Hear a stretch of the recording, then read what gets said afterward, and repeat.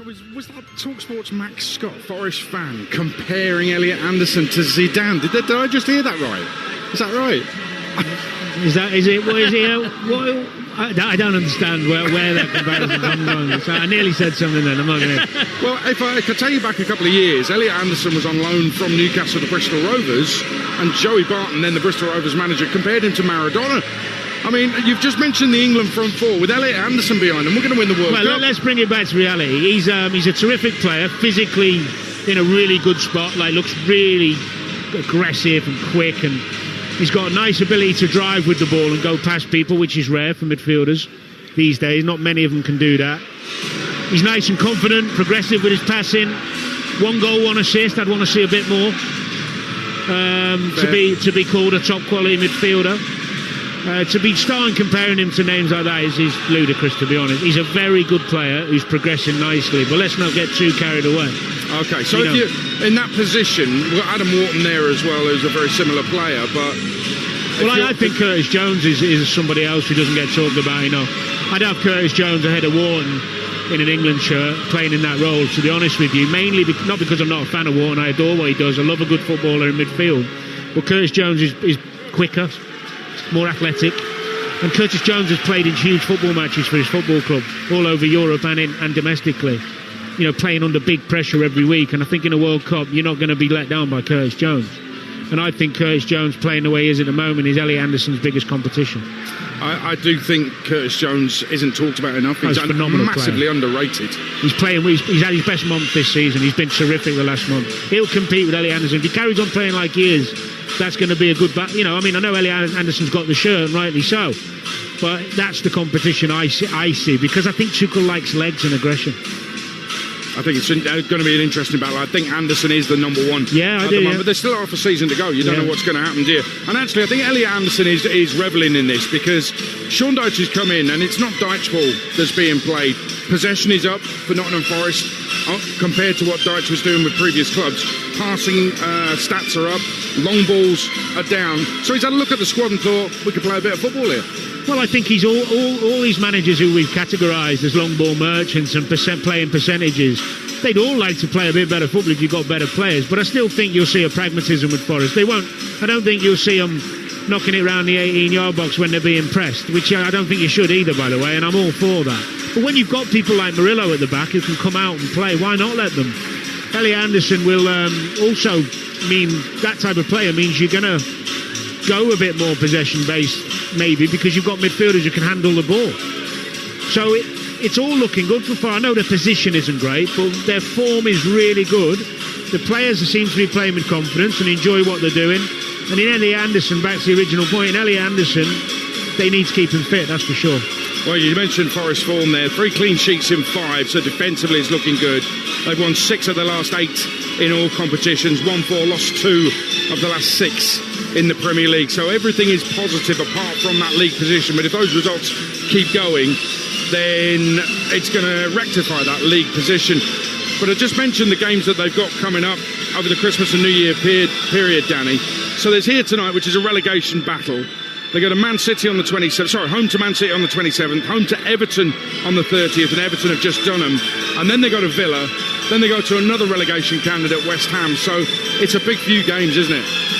Yeah, and they'll know that they won't be able to get positive results in all those. When you think of City and how well they're playing, but 2 or 3, a couple of wins keeps them above that. I mean, you don't feel like West Ham are going to go on a run of winning 3 or 4, do you? So just keep playing well, because if you keep playing well and getting clean sheet, you'll pick up points. Even the odd draw's fine for Forest. I was going to say, so as the teams come out, will Forest be thinking draw will do us here tonight, or go for the win? I think tonight they'll be thinking, with the players Fulham have got missing and Fulham's position just near them, they'll be thinking we can win this for sure.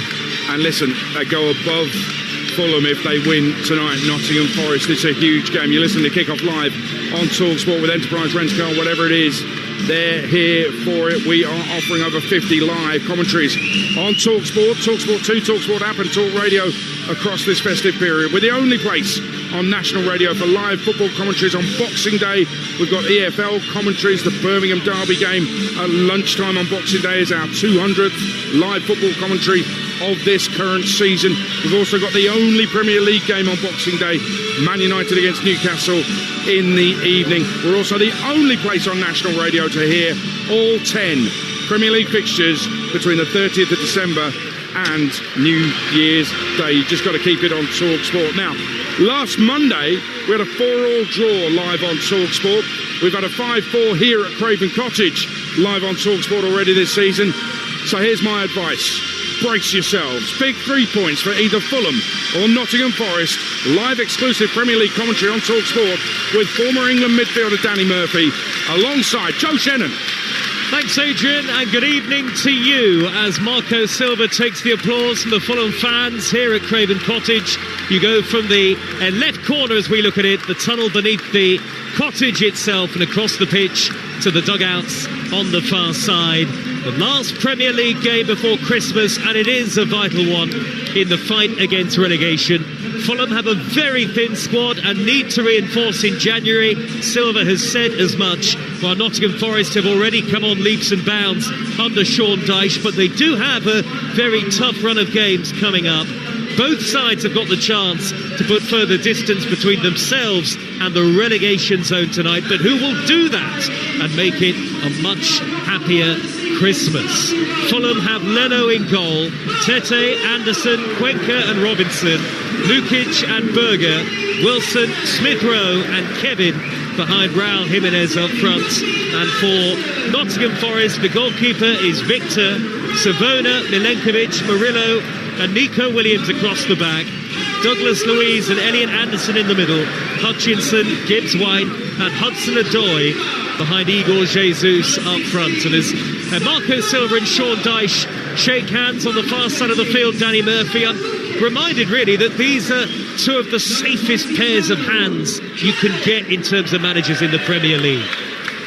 Yeah, both vastly experienced, both doing great jobs actually. I mean, obviously one's been in situ a lot longer than the other, and a lot of Fulham fans here want Marco Silva to stay, but first and foremost need to get some wins and get away from that relegation zone. It's the first time really they've been there in a while, and I think maybe watching them that some of their performances haven't yielded the points they deserve, to be honest with you. But yeah, big challenge for them with this Forest team, on a good run, as Aid said. Got some really talented players and actually a strong bench. I think the first thing that Forest have done is won the toss and changed ends for the start of the game. So Fulham will attack the Hammersmith end in the first half, which, as you know, Danny, the home fans don't like that. Do you know what? I'm amazed we don't see this more often at games. Yeah. I'm amazed. There's unless you're friendly with the other captain and you kind of think, you know what, we don't want to cause any problem. You should be swapping it around every time you win the title. Every time, yeah. Well, that's what Forest have done tonight here at the cottage just before Christmas. And this is just one of the festive 50 this month, and as ever, all the way through the Christmas period, as the games really do come thick and fast. The only place to be is Talksport. Now it's Fulham to get us underway from left to right then in the first half, towards the traditional home end, the Hammersmith end, all in white Fulham, and Nottingham Forest in their change kit of dark blue with orange trim, and Forest playing from right to left in the first half. The ball is on the left-hand side for Fulham in the very early stages. Kevin with a low cross, right across the face of goal. Nobody could get the final touch. Wilson will keep it in play on the near side. Back to Kenny Tete. Fulham very nearly making a blistering start in the opening 15 seconds, Danny. Brilliant ball from Kevin. Screaming for someone to get on the end of it. Good pace and then a really good delivery right in the right area, and for once Wilson wasn't on the end of it, but good start from the young lad. Fulham, whose form has improved in the Premier League of late after a difficult run. Kevin down by the dead ball line again, plays it backwards, first time crossed by Robinson, high towards Lukic, who couldn't win the header, beaten in the air by Anderson. Then the Fulham fans want handball against Callum Hudson-Odoi inside the penalty area. Out of play it goes for a Forest throw, just shy of halfway, and the referee is signalling that, well, is he signalling here that he's just in conversation with the VAR, or is he saying actually, no, that's not handball against Hudson-Odoi? No, they've said move on, yeah. Anything in it? No, nothing in that. Good decision. Too close to the body, wasn't it, the arm of Hudson-Odoi? And it come off his thigh anyway, so that wouldn't have been given.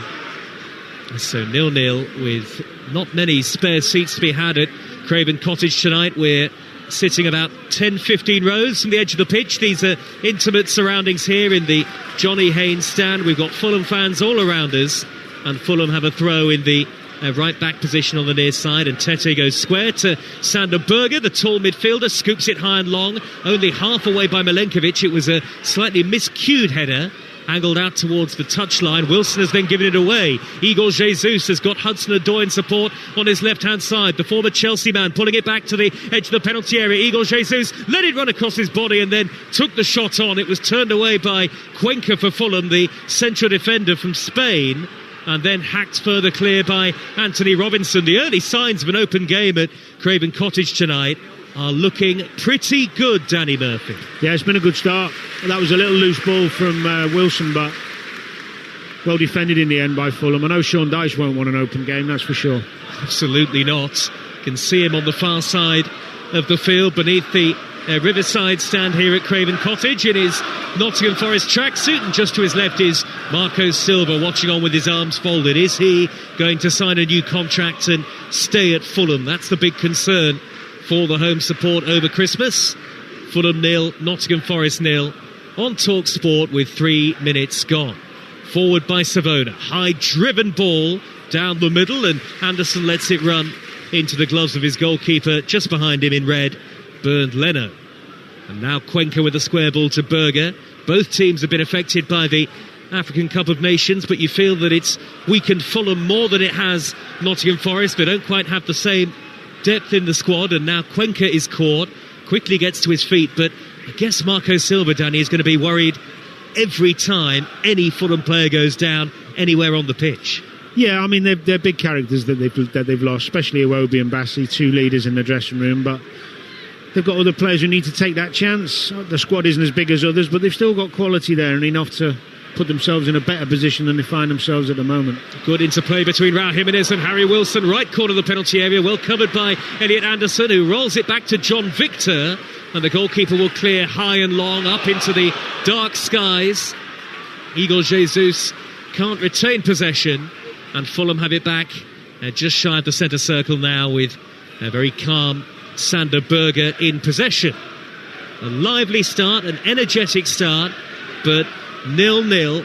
And remember, we are the only place on national radio for live football commentaries on Boxing Day. We'll bring you plenty from the EFL and the only Premier League game of Boxing Day, Manchester United against Newcastle at 8 o'clock, and it's live here on Talksport. As Fulham go back to Leno, and now Cuenca out in the left-back position, steers it forward. Savona with a half interception, out of play for a Fulham throw, far side 0-0. Yeah, that's one of the occasions. Fulham do like to play out from the back, and there's nothing wrong with that. They're good at it, but sometimes it's not on. They can be guilty of overdoing it at times, get themselves in a bit of trouble. Former Fulham midfielder Danny Murphy's here. Scored the goal that completed that famous great escape under Roy Hodgson. Crossfield ball by Anderson for Fulham, right to left, high out to the far side, and Kevin plucks it out of the air, twisting and turning, trying to get beyond Hutchinson. He's done that, but then Robinson with a ball backwards. He has to retreat to retrieve it, and now Fulham have lost a bit of territory. Robinson back to the halfway line where Cuenca is standing. Of course, Ryan Sessegnon has been the regular left back for Fulham for much of the season. It's Robinson's 7th appearance of the campaign. Fulham now lose the ball in the middle of midfield. Forest win it back, and then it's given away by Anderson. Now Raul Jimenez, who's peeled away to the right wing position. Square ball infield to Lukic, and Fulham are popping it about nicely, but it's still 0-0. Lukic got a turn there, look forward. Now they're in a better position. Berger, 25 yards out. Wide left is Robinson to dink in the cross. Kenny Tete at the back post will reach it. He nods the ball square, and it's a offside. Miscued clearance by Anderson. The flag is up anyway. Well spotted, Danny, and it wouldn't have counted for Fulham anyway. I think it might have been Robinson, but I'm not sure. It was good. It was a good overload again. Hutchinson's not tracked Robinson a couple of times there. He's just letting him free. Yeah, that's a tight call, that one. Maybe just. Shouldn't be putting his flag up when it's that tight, though. Well, he waited, didn't he, until the end of the move. Yeah. Until the phase of play, as they like to call it. I think maybe Murillo was just playing him on. Milenkovic, 6'6" at the back for Forest. His clearance charged down by Raul Jimenez, who gets the applause of the Fulham fans, the warm applause. He's always a diligent, hard-working player, Raul Jimenez, and they respond to that sort of hard work here in the Fulham crowd. Many a great memory, I'm sure, Danny, at Craven Cottage for you. Absolutely. A lot of great times at this wonderful club. And they're in a position now to try and create those type of times again. Yeah. They've got great infrastructure. Academy's good. New stands built. Just the bosses have got to spend some money this January. That's what they're hoping. That's what Marco Silva is hoping too.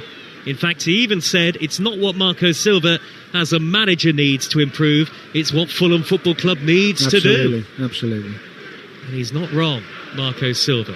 Fulham 0, Nottingham Forest 0. The ball is on the halfway line with Gibbs-White back to Hutchinson with an arcing ball left to right out to the near side of the field, and now Nico Williams in possession. Williams, formerly of Liverpool and formerly of Fulham, had a loan spell at the club. Out wide is Hudson-Odoi again, one-on-one with Kenny Tete. Hudson-Odoi trying to twist and turn beyond him, squeezes the pass into the feet of Gibbs-White, nudges it wide to Williams, and the low ball in is turned over the top by Igor Jesus. That was some good football from Nottingham Forest in a very tight area. In the end, it just lacked the finishing touch. Great move, best move for Forest, started by Hudson-Odoi. It's the touch from Morgan Gibbs-White, just round that corner, gets him in behind, and then it's a good run from Jesus. He just gets a bit too far past the near post, can't reverse it back on target, but it's a good run, a good move, positive. And he's in good goal scoring form, Igor Jesus, the Brazilian. 2 goals in his last 4, and both of those have come away from home. Fulham at the other end now with Kevin up to the edge of the penalty area, trying to work an angle for a shot. It's a tight angle, and he's sandwiched in between 2 giants at the back for Forest, Savona and Milenkovic, and Nottingham Forest smuggle the ball up towards the halfway line where Gibbs-White is waiting. He loses out to Cuenca.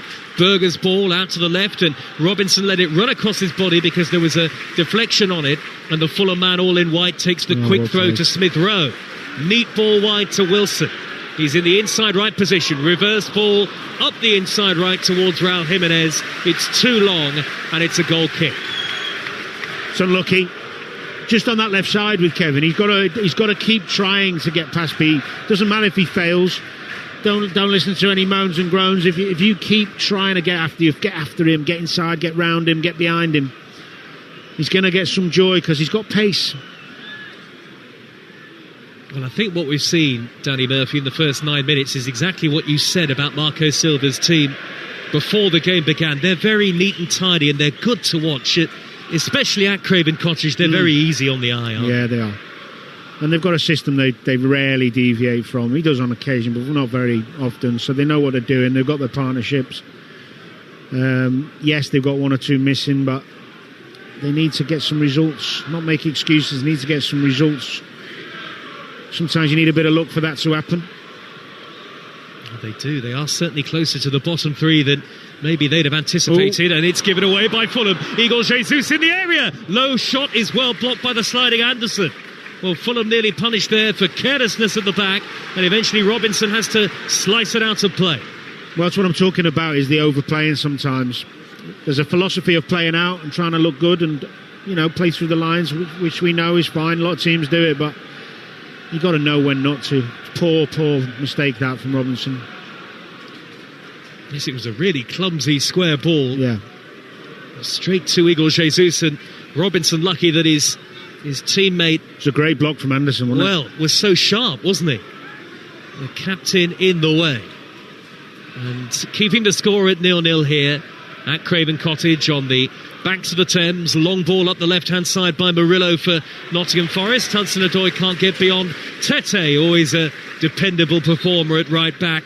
Kenny Tete. Fulham now out of the League Cup, but we have the last of the quarter-finals for you tomorrow on Talksport. That's Arsenal against Crystal Palace. And once we're done tonight, you can have your say, as ever, on the Sports Bar with Jamie O'Hara and Jason Cundy. 03717 223344. Douglas Luiz making a start tonight for Forest. Not just the ball backwards to Savona, the tall, speedy right fullback. And he's found Hutchinson, who darts away down the right-hand side. Hutchinson, diminutive, low centre of gravity. Can't hold on to possession this time. Fulham win it back, and Kevin's gone down, clutching his head. The referee's going to have to stop it here, because it looks like a head injury for Kevin. He did brilliantly there, Kevin, helping out Robinson, He got back and doubled up and did his work. That was really good to see, because he's a good player, Hutchinson, and one-on-one he could cause Robinson some problems. I think he's just took a whack in the face here, but really good defending from him. And it's Fulham 0, Nottingham Forest 0, and you've just seen a replay of that incident again, Danny. Yeah, he got pushed into his own player and his head hits his knee. Don't see it quite from that angle, but the other angle, there was a nasty collision, kneecap. Yeah.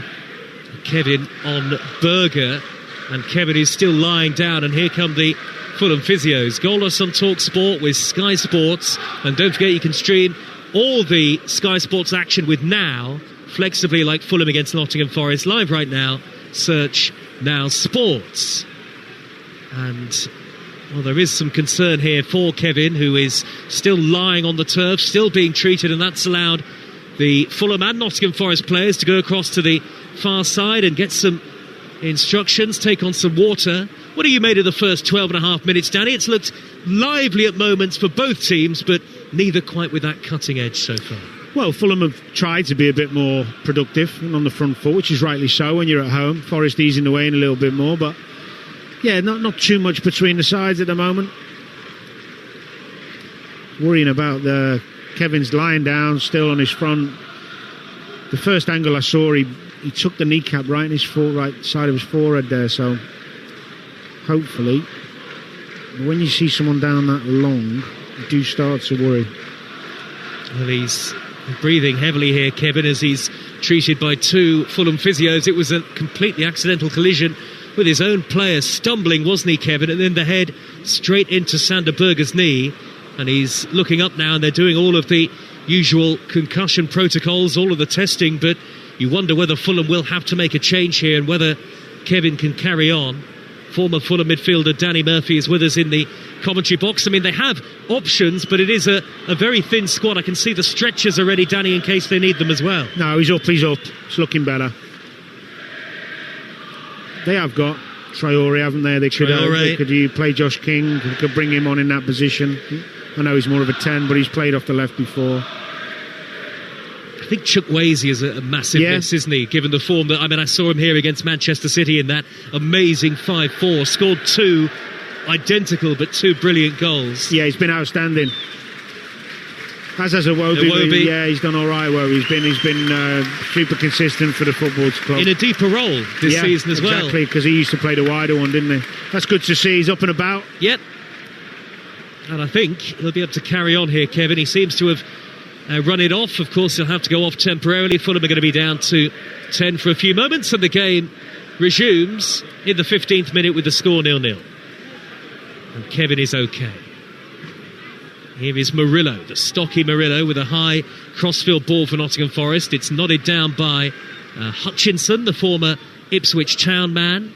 And now it's with Milenkovic on the halfway line. Square ball to Anderson. Anderson to Hudson-Odoi. Forest in this dark blue away kit tonight with orange trim. Anderson pings a high ball down the middle. It skids off the turf and it's gathered easily by it was actually a low ball. We mishit it. He meant to give it a bit higher to try and play Hutchinson in, but he wouldn't call it a shank. He was the opposite, a little duck hook. I like the fact he tries it though. He looks up, bum, I'm going to try it. But he does need more goals, more assists in his game, you think? I think any midfielder does, yeah, even if you're playing a bit deeper. You can assist from anywhere on the pitch. I think most midfielders should take pride in creating chances and making goals for people. Your job is to create. The defensive stuff's a bonus as well. But he doesn't sit in front of the back four. He's high up the pitch a lot of the time, Elliot Anderson. So there is an argument he would score more goals in a better team, maybe, that's fair. They are improving under Sean Dyche, no doubt about that. Kevin's back on the field, and now is racing through the middle. Great pace away from Savona. Kevin twisting, turning and shooting. Blocked by Murillo from just inside the 18-yard box. Now Smith Rowe. Wide left is Robinson with a first-time cross. Kevin goes up with a header. Headed away by Nico Williams. Now Wilson plays it backwards to Anderson, and Kevin's pace is causing Forest all sorts of trouble in these opening 16 minutes on Talksport. It is. He should have kept going. No, he was in. He didn't trust himself. Maybe he's still a bit groggy from the fall, but they recovered well, Forest, and got the block in. But he cut back in on himself instead of trusting himself to keep running on that left foot. Now Cuenca, who is quite a long way out, 35 yards. Smith Rowe back to Berger in a central position. Sander Berger for Fulham, urged to shoot, decides not to. Berger, who's never scored in a Fulham shirt. 0-0, ball driven in by Cuenca, header away by Murillo, retreating, nodded down by Wilson, and then a very calm actually there, the initial touch from Milenkovic to just nudge the ball forward a couple of yards. It's hammered high towards Igor Jesus, who got the better of Cuenca. Cuenca then hauls him down. That's an obvious foul and a free kick to Nottingham Forest. Good move by Fulham, and then Forest do get away. It's a big long clearance upfield. Jesus against two centre backs. And what am I going to say here? Don't let the ball bounce if you're a centre-back. Oh, my God. Never let it bounce. Can't let it bounce. You've got to get the first contact. As soon as he missed the first contact, he was in trouble. Kevin's pace, meanwhile, Danny, I mean, it's a good block in the end, recovery block by Savona, but he's the outlet for Fulham, isn't he? He's got the beating of Savona. He has. He's just, that on that particular occasion, I don't think he trusted himself to keep going on his weaker foot when he should have. Free kick Forest, long way out. Douglas Luiz has just touched into the path of Murillo. High diagonal, up goes Anderson, and that's going to flick and drift aimlessly wide of goal. Goal kicked to Fulham away to our left-hand side in front of the Putney end, which is split between home and away supporters. The away end sold out. About 2,700 have made the trip down the motorway from Nottingham. And they're all on their feet. Lots of flashes of red and white scarves behind the goal. Even at this time of year, Nottingham Forest supporters backing their team in big numbers. Little flick nudge down to the path of Douglas Luiz, and then Hutchinson to try and pull it back. It's a bobbling ball. Igor Jesus couldn't reach it, and it's scooped upfield by Anderson. Still 0-0. Forest have it with Anderson again. Angled ball out to the far side. Hutchinson takes the possession. One-on-one with Robinson as he cuts in field. Eventually Kevin is there to help win it back, and then Smith Rowe smuggles it forward into the path of Lukic. He gives it away straight to Murillo. Fulham trying to play some nice stuff through the thirds. They gave it away momentarily there, but Lukic quickly snaps back to win it back in the middle of his own half. You can hear the Fulham fans trying to get involved. The game has lost a bit of its zip since that injury to Kevin, who is okay. Forest throw on the halfway line, base of that new Riverside stand, and in between the two managers. Great record that Forest have got already under Sean Dyche. Lost only 3 of 12 in all competitions. They won one of their first 11 this season under Nuno. And then I don't know about you, Danny, but I sometimes forget that Ange Postecoglou was in charge. It was 40 days. That's because it was very forgettable. Certainly nothing memorable about it for him. It was a bizarre one, wasn't it, when you think about it? The complete contrast of what they'd been doing to get success. And now they've gone back to kind of what they were doing before, which it's bizarre, really. But at least he spotted his mistake early and made the change, I suppose. Absolutely. Evangelos Marinakis, decisive. Here is Hudson-Odoi for Nottingham Forest, left corner of the penalty area. Reverse ball into the path of Hutchinson. Back out wide now to Nico Williams. Dead ball line, low ball in, tucked away by Anderson upfield and away from danger for Fulham. One back by Murillo for Nottingham Forest, unopposed. Nobody in white was anywhere near Murillo. And now Hudson-Odoi can maraud down the left-hand side. Wilson gets a foot in, and let's get news of a goal at AFCON with Ian Abrahams. Egypt 0, Zimbabwe 1. The goal after 20 minutes scored by Dubé. Let the ball come across him and curled it with his left foot into the corner. Mo Salah's had a really busy evening so far. He'll have to get busier though. Egypt are behind. Egypt 0, Zimbabwe 1. Thanks, Ian. Here come Nottingham Forest, 0-0 with Murillo. Back to goal, Igor Jesus towards the edge of the D, and he's pushed the ball into the path of Douglas Luiz, who angles his pass out to the right-hand side. Hutchinson back to Douglas Luiz again. Fulham relatively well organised off the ball, but Douglas Luiz has broken forward and he fizzes in a low cross, which is well gathered by Leno. Sliding in was Igor Jesus, trying to poke it home. Goalkeeper handled it well on the edge of the 6-yard box. Just starting to get themselves into this game. Forest having some prolonged periods of possession high up the pitch and pinning Fulham back a little bit. Now Forest win it back high up the pitch again with Anderson. Good tackle by Raul Jimenez tracking back, and it's out to the left back position and Robinson. I mean, we mentioned he's an exceptionally hard worker. Here he is again on halfway, finding Kevin. Kevin rolls the ball wide to Wilson. Infield from the right-hand side, as he loves to do. Onto that wonderful left foot. Wilson, was he fouled on the edge of the box? No, says the referee. And Nottingham Forest can't smuggle it away initially with Anderson. A slight nervousness and clumsiness about the defending there. The referee adamant it wasn't a foul on Wilson as he looked to break towards the edge of the area, but Fulham have got a throw. In fact, they don't. It's a free kick to Forest. Yeah, it's a foul from Tete, a really silly one, because they've got them pinned in. It was another good breakaway from Fulham, actually, and Jimenez started it with that tremendous work back. He's trying everything he can. He's working for the team. He's tireless at the moment, but Wilson just overdid it. Don't think it was a foul on the edge of the box. He just overran it, and they crowded him out, rightly so. They're going to know he's a danger when he comes in on that left foot. He is having an amazing run, isn't he, Harry Wilson? 3 goals, 3 assists in his last 4 in the Premier League. And in the summer, it was widely thought he would leave the club, but not so. Made himself a rejuvenated star of the team. As Fulham win it back with Kevin out on the far side there left. Kevin will, with fancy footwork, to nudge it back into the path of Berger. He feeds Lukic, pokes on to Raul Jimenez from a long way out. The shot is blocked, cleared away, only half dealt with by Williams for Nottingham Forest. And Fulham have got it back with Lukic, who's about 5 yards from the corner of the penalty area. Lovely flick, Raul Jimenez towards Wilson, away by Murillo, sweeps it high upfield. Good from Jimenez, nice and inventive and creative. Probing there, Fulham. I think Anderson might have a problem. He's telling them to kick it out. Yep. And Fulham, well, they keep possession for the moment, but Anderson is saying to Berger, put the ball out of play. I wonder what the issue is. Can he carry on here? I don't know, but that would be a massive blow to lose him. Not only his defensive work, but his passing ability is as good as some of his fingers. Look, dislocated his finger. He just needs it popping back in. Yep. It's his wedding finger. Hand. His wedding finger, yeah. He's not going to be able to put his ring back on.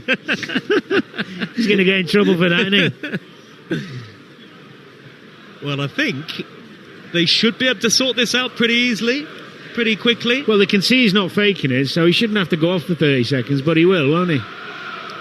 Well, he's being treated at the moment, Anderson, and it's still 0-0 here on Talksport. Joachim Anderson of Fulham, this is, who is being treated at the moment, and Igor Jesus is watching him as well. We haven't seen either goalkeeper make a serious save in the game as yet. That's been the one thing that's been lacking. Still 0-0 after 24 minutes. Well, we talked about Fulham's lack of goals. And that's been a problem for sure. You can see that even in the first 25 minutes. They get into some really good positions and they're lacking that killer instinct and that little bit of calmness. Forest, you don't expect them to be as creative on the road or away from home early in a game. Build your way into the game. I expect more from them as they grow into it with the quality they've got. 2 places in the Premier League and 2 points between them at the start of the night. Fulham with the advantage. And we are back tomorrow night on Talksport for Arsenal against Crystal Palace in the League Cup quarter-final. Then on Boxing Day from 12:30, Talksport will bring you Birmingham against Derby in the Championship. From 1 o'clock, Millwall against Ipswich is on Talksport 2. Then at 3 o'clock on 2, Coventry, the Championship leaders, play Swansea. 5:30 on Coventry is Wrexham against Sheffield United, again on Talksport 2. And then on Talksport, we will have the only Premier League game of Boxing Day, live and exclusive. It's Manchester United against Newcastle United, all part of the festive 50 on the network. And Anderson, Joachim Anderson, still being treated here, still having to see that dislocated finger sorted out by the 2 physios, and there is quite a lengthy delay again here, and the 2 injury stoppages that we have had, they're both resolvable, but they won't help the momentum of the game one bit. No, but they won't. I mean, this type of situation, what can you do? He's right to call them on, get it done. It's been bandaged up, hasn't it, Danny? Well, I think they've obviously put it back into place, and now they just put something on it to keep it, stop him having any more problems with it. But took it like a trooper that he is, big tough centre-half.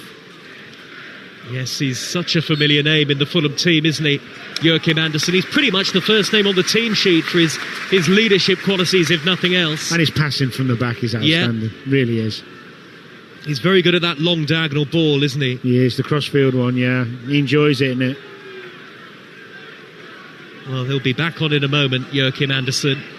Fulham goalkeeper Leno has possession away to the left-hand side. It's been a disjointed first 26.5 minutes. Leno goes long, header away by Murillo, nudged back over the halfway line by Cuenca. Murillo's there again, bit of head tennis as Fulham want to get Andersen back on. Berger is covering for him at centre-half at the moment. Andersen gets the nod and he's back on the field. And Berger at the moment is going to stay at centre-half just while Leno clatters the ball downfield. Header away, towering header by Murillo again. Well brought down by Berger, who rolls the pass forward to Kevin, 30 yards out. Kevin knocks the ball wide, left on the angle to Robinson. Back now to Emile Smith-Rowe, 5 yards from the corner of the penalty area. Still goalless on Talksport. Robinson is away on the left-hand side, but he's well tracked by Amari Hutchinson. Hutchinson now will lay the ball square to Savona. And Nottingham Forest have possession. Back it goes to John Victor, the goalkeeper, and he kept a clean sheet against Tottenham in his Premier League debut, and he's not been tested at all by Fulham so far tonight. So you'd think at this point Sean Dyche is the happy of the managers? Yeah, probably. I mean, I'd like to see Emile Smith-Rowe get a bit more on the ball and a bit involved. I thought he passed the buck a bit there, and when he played it out wide to Robinson, who was already marked. You know, you're the number 10, get on it, make something happen, play into the forwards' feet, go past someone, get a shot off, try and impact the game. That's what your job is if you're a 10. You've got to make the difference, you've got to be a game changer, you've got to make things happen. And at the moment we're not seeing enough of those key players in key positions really for either both side. teams. Yeah, Gibbs White hasn't did one little bit in the early stages, the flick. It's don't get me wrong, when the team's got a lot of midfielders in there, it's hard to get on there and create space, but that's your job, you know, to play under pressure, get the ball in tight areas, really take risks, be the difference maker.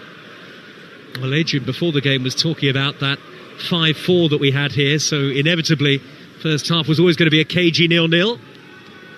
Berger rolls the ball back. No, still a long way to go. 28 minutes have been played. Here is Lukic back to Joachim Andersen. He's going to scoop the ball high downfield over the head of Raul Jimenez, and it's won back by Nikola Milenkovic via the header of Savona all the way back to goalkeeper Victor. And West Ham were interested in him. It was reported before Nottingham Forest made the move. It was a potential choice between Mads Hermansen and John Victor at West Ham, and of course they went for Hermansen, who, it has to be said, has not really been a success.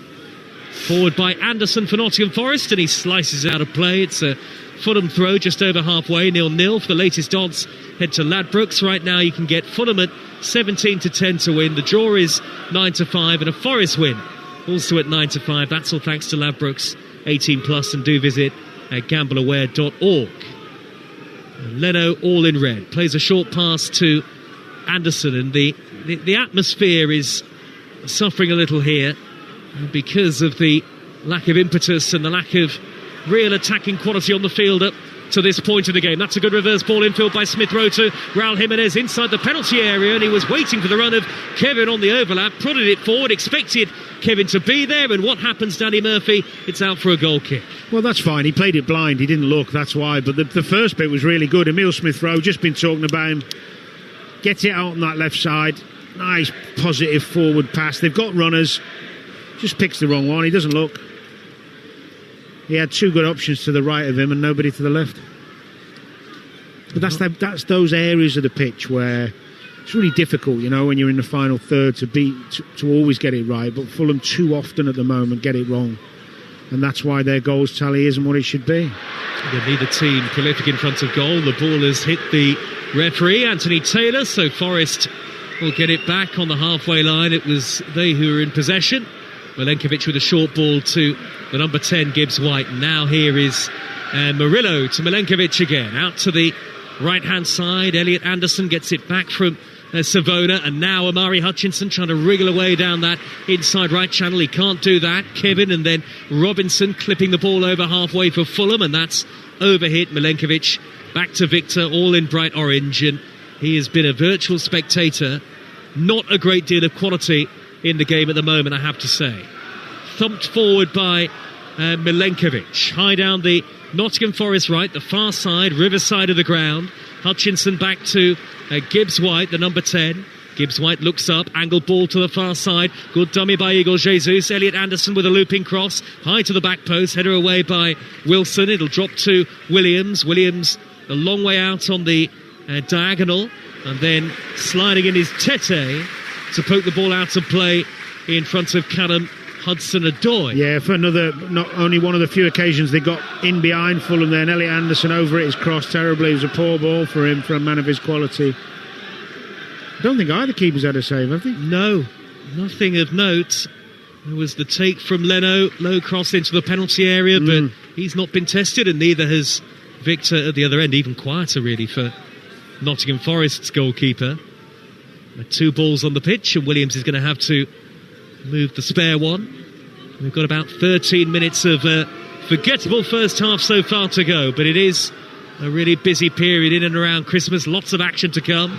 Fulham hacked the ball clear, smashed upfield high into the sky by Cuenca, and then nodded down by Milenkovic. It's chested down by Smith Rowe on the edge of the centre circle. He loses out in the middle of midfield, and now Gibbs White can try and tear beyond Lukic. He's poked it to the left hand side. Tete beats Igor Jesus to it. Anderson is first to the second ball. Douglas Luiz shoots from range, and we know that he's capable from that sort of distance, but not that time.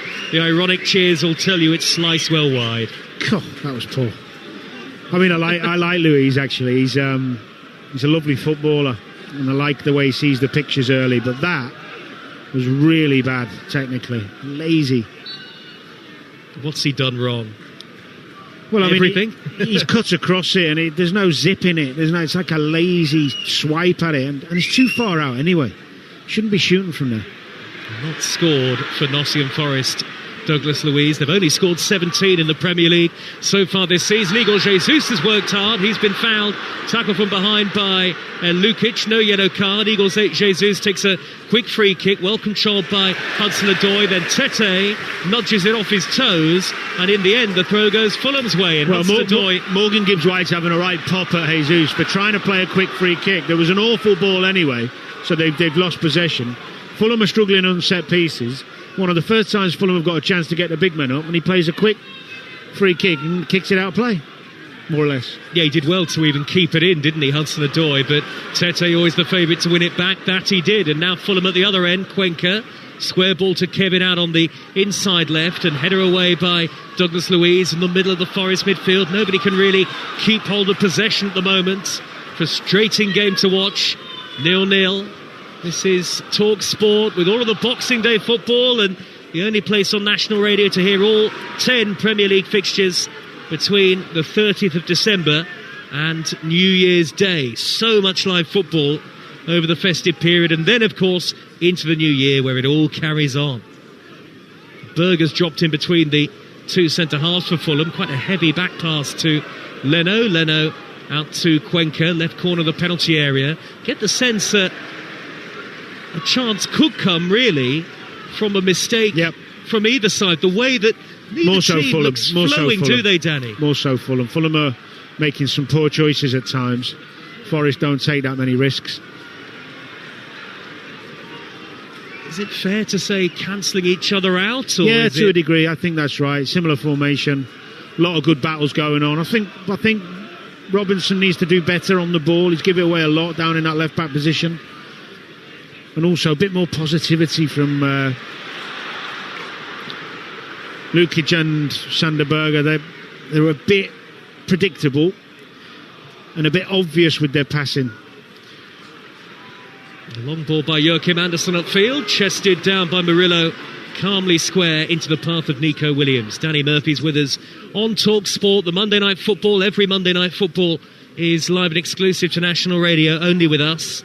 And it's 0-0 between Fulham and Nottingham Forest as we have 9 minutes to go, plus any added time until the break. Murillo, number 5, he's going to smash the ball into Fulham territory without really looking. It hit Lukic and bounced away. Lukic has got it back again on the near side and he's tripped by Andersen, and that's a foul by the Nottingham Forest man. Free kick to Fulham, just inside opposition territory, taken square by Lukic to Berger, then on to Smith Rowe. Smith Rowe, the former Arsenal man, trying to glide forward. He spots the runner Robinson, great ball to find him. Low cross in, is cleared away at the near post.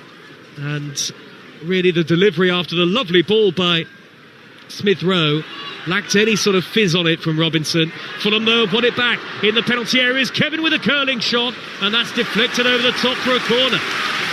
All because of Emile Smith-Rowe starting to influence the game. We talked about it 5 minutes ago. Since then he's had a couple of really bright moments. Super pass inside the full-back, poor cross from Robinson. They regain possession. Kevin finds himself in the box again. Can't quite get, it's good defending actually from Forest. Inside left position, can't quite get his shot off because Elliot Anderson gets a blocking. Yeah, good work. Diligent work from Elliot Anderson. Corner to Fulham at the Hammersmith end away to our right, taken short. Wilson to Kevin. Wilson's made the run on his outside, left corner of the penalty area with a great cross. Header away by Savona. Stopped it from reaching Joachim Andersen or Cuenca. Andersen has got it back for Fulham, and he plays it backwards, about 20 yards to Lukic. Lukic, middle of the Nottingham Forest half. Square ball to Wilson. He is a long way out, but he will hammer it goalwards. It's hit Gibbs-White, spun up into the air, flicked on by Kevin. Raul Jimenez with the shot, blocked. Then Tete from the edge of the area charged down, and now Forest can counter. Igor Jesus out to Hudson-Odoi over the halfway line, trying to dribble beyond Robinson, but Kenny Tete is there again to win that battle on the Fulham right. It's livening up a bit, thankfully. Now they're being urged forward, are Fulham, by the home support who are starting to play their part. You just wondered though, Harry Wilson urged to shoot, he was absolutely miles out. Lovely knock by Raul Jimenez. Away on the left hand side is Robinson. Robinson tearing forward, needs a good pullback for Kevin who misses it. Lukic with a low shot, just wide of the far post, and the referee has said goal kick. John Victor didn't get a touch. Lukic with a low rolled shot, left-footed, goes behind it. It's 0-0. Well, Robinson's getting in again because Amari Hutchinson isn't tracking him back very well. Kevin miskicks it when it comes to him. I think Lukic should do better actually. It's a weak effort with his left foot. There's no conviction in it, no confidence in it. Actually comes off his shin. Not the easiest chance in the world. Yeah, it comes off his shin, calf. Kind of sums up the first half, that finish. Well, he scored last midweek against Newcastle. In fact, both his goals this season have been in away matches at Newcastle. Sasa Lukic never really looked convincing running onto that pull back from Robinson. 0-0 in the 40th minute now on Talksport with Enterprise Rent-A-Car. Whatever it is, they're here for it. Here is Murillo again for Nottingham Forest. That Lukic chance, probably the best chance of the game so far. Feels like it. Here is Gibbs-White between the lines for Nottingham Forest, and he's pushed the ball out to the left wing position. Callum Hudson-Odoi back in field to Gibbs-White from 25 yards. He tried to nudge it square. Smith Rowe was in the way. Fulham can try and counter. Raul Jimenez almost bundled to the ground on the edge of the centre circle, and he's lost the ball. Gibbs-White with a slide rule pass. Hutchinson into the area with a curling shot, and that's blocked by Robinson, who stuck with it. Yeah, good defending one-on-one with a winger, that is. Really well done. Concentrate, because he was in trouble for a second. Smith Rowe, good turn away from Milenkovic by Smith Rowe. Silky stuff, and he has played it square to Kevin, and he's caught very late. Now what's the referee Anthony Taylor going to do here? Marco Silva not happy with the challenge by Milenkovic. I think he might get away with it. I think Emile Smith Rowe must have heard me before, because since I said that, it's been outstanding.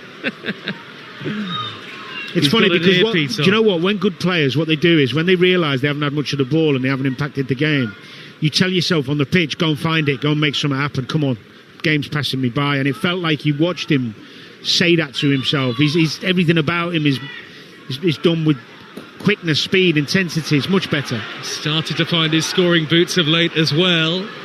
Williams going back towards his own goal for Nottingham Forest in the left-back position, has hacked it away high, right-footed, bounces over the top of Igor Jesus, one back by Anderson. Very scrappy first half.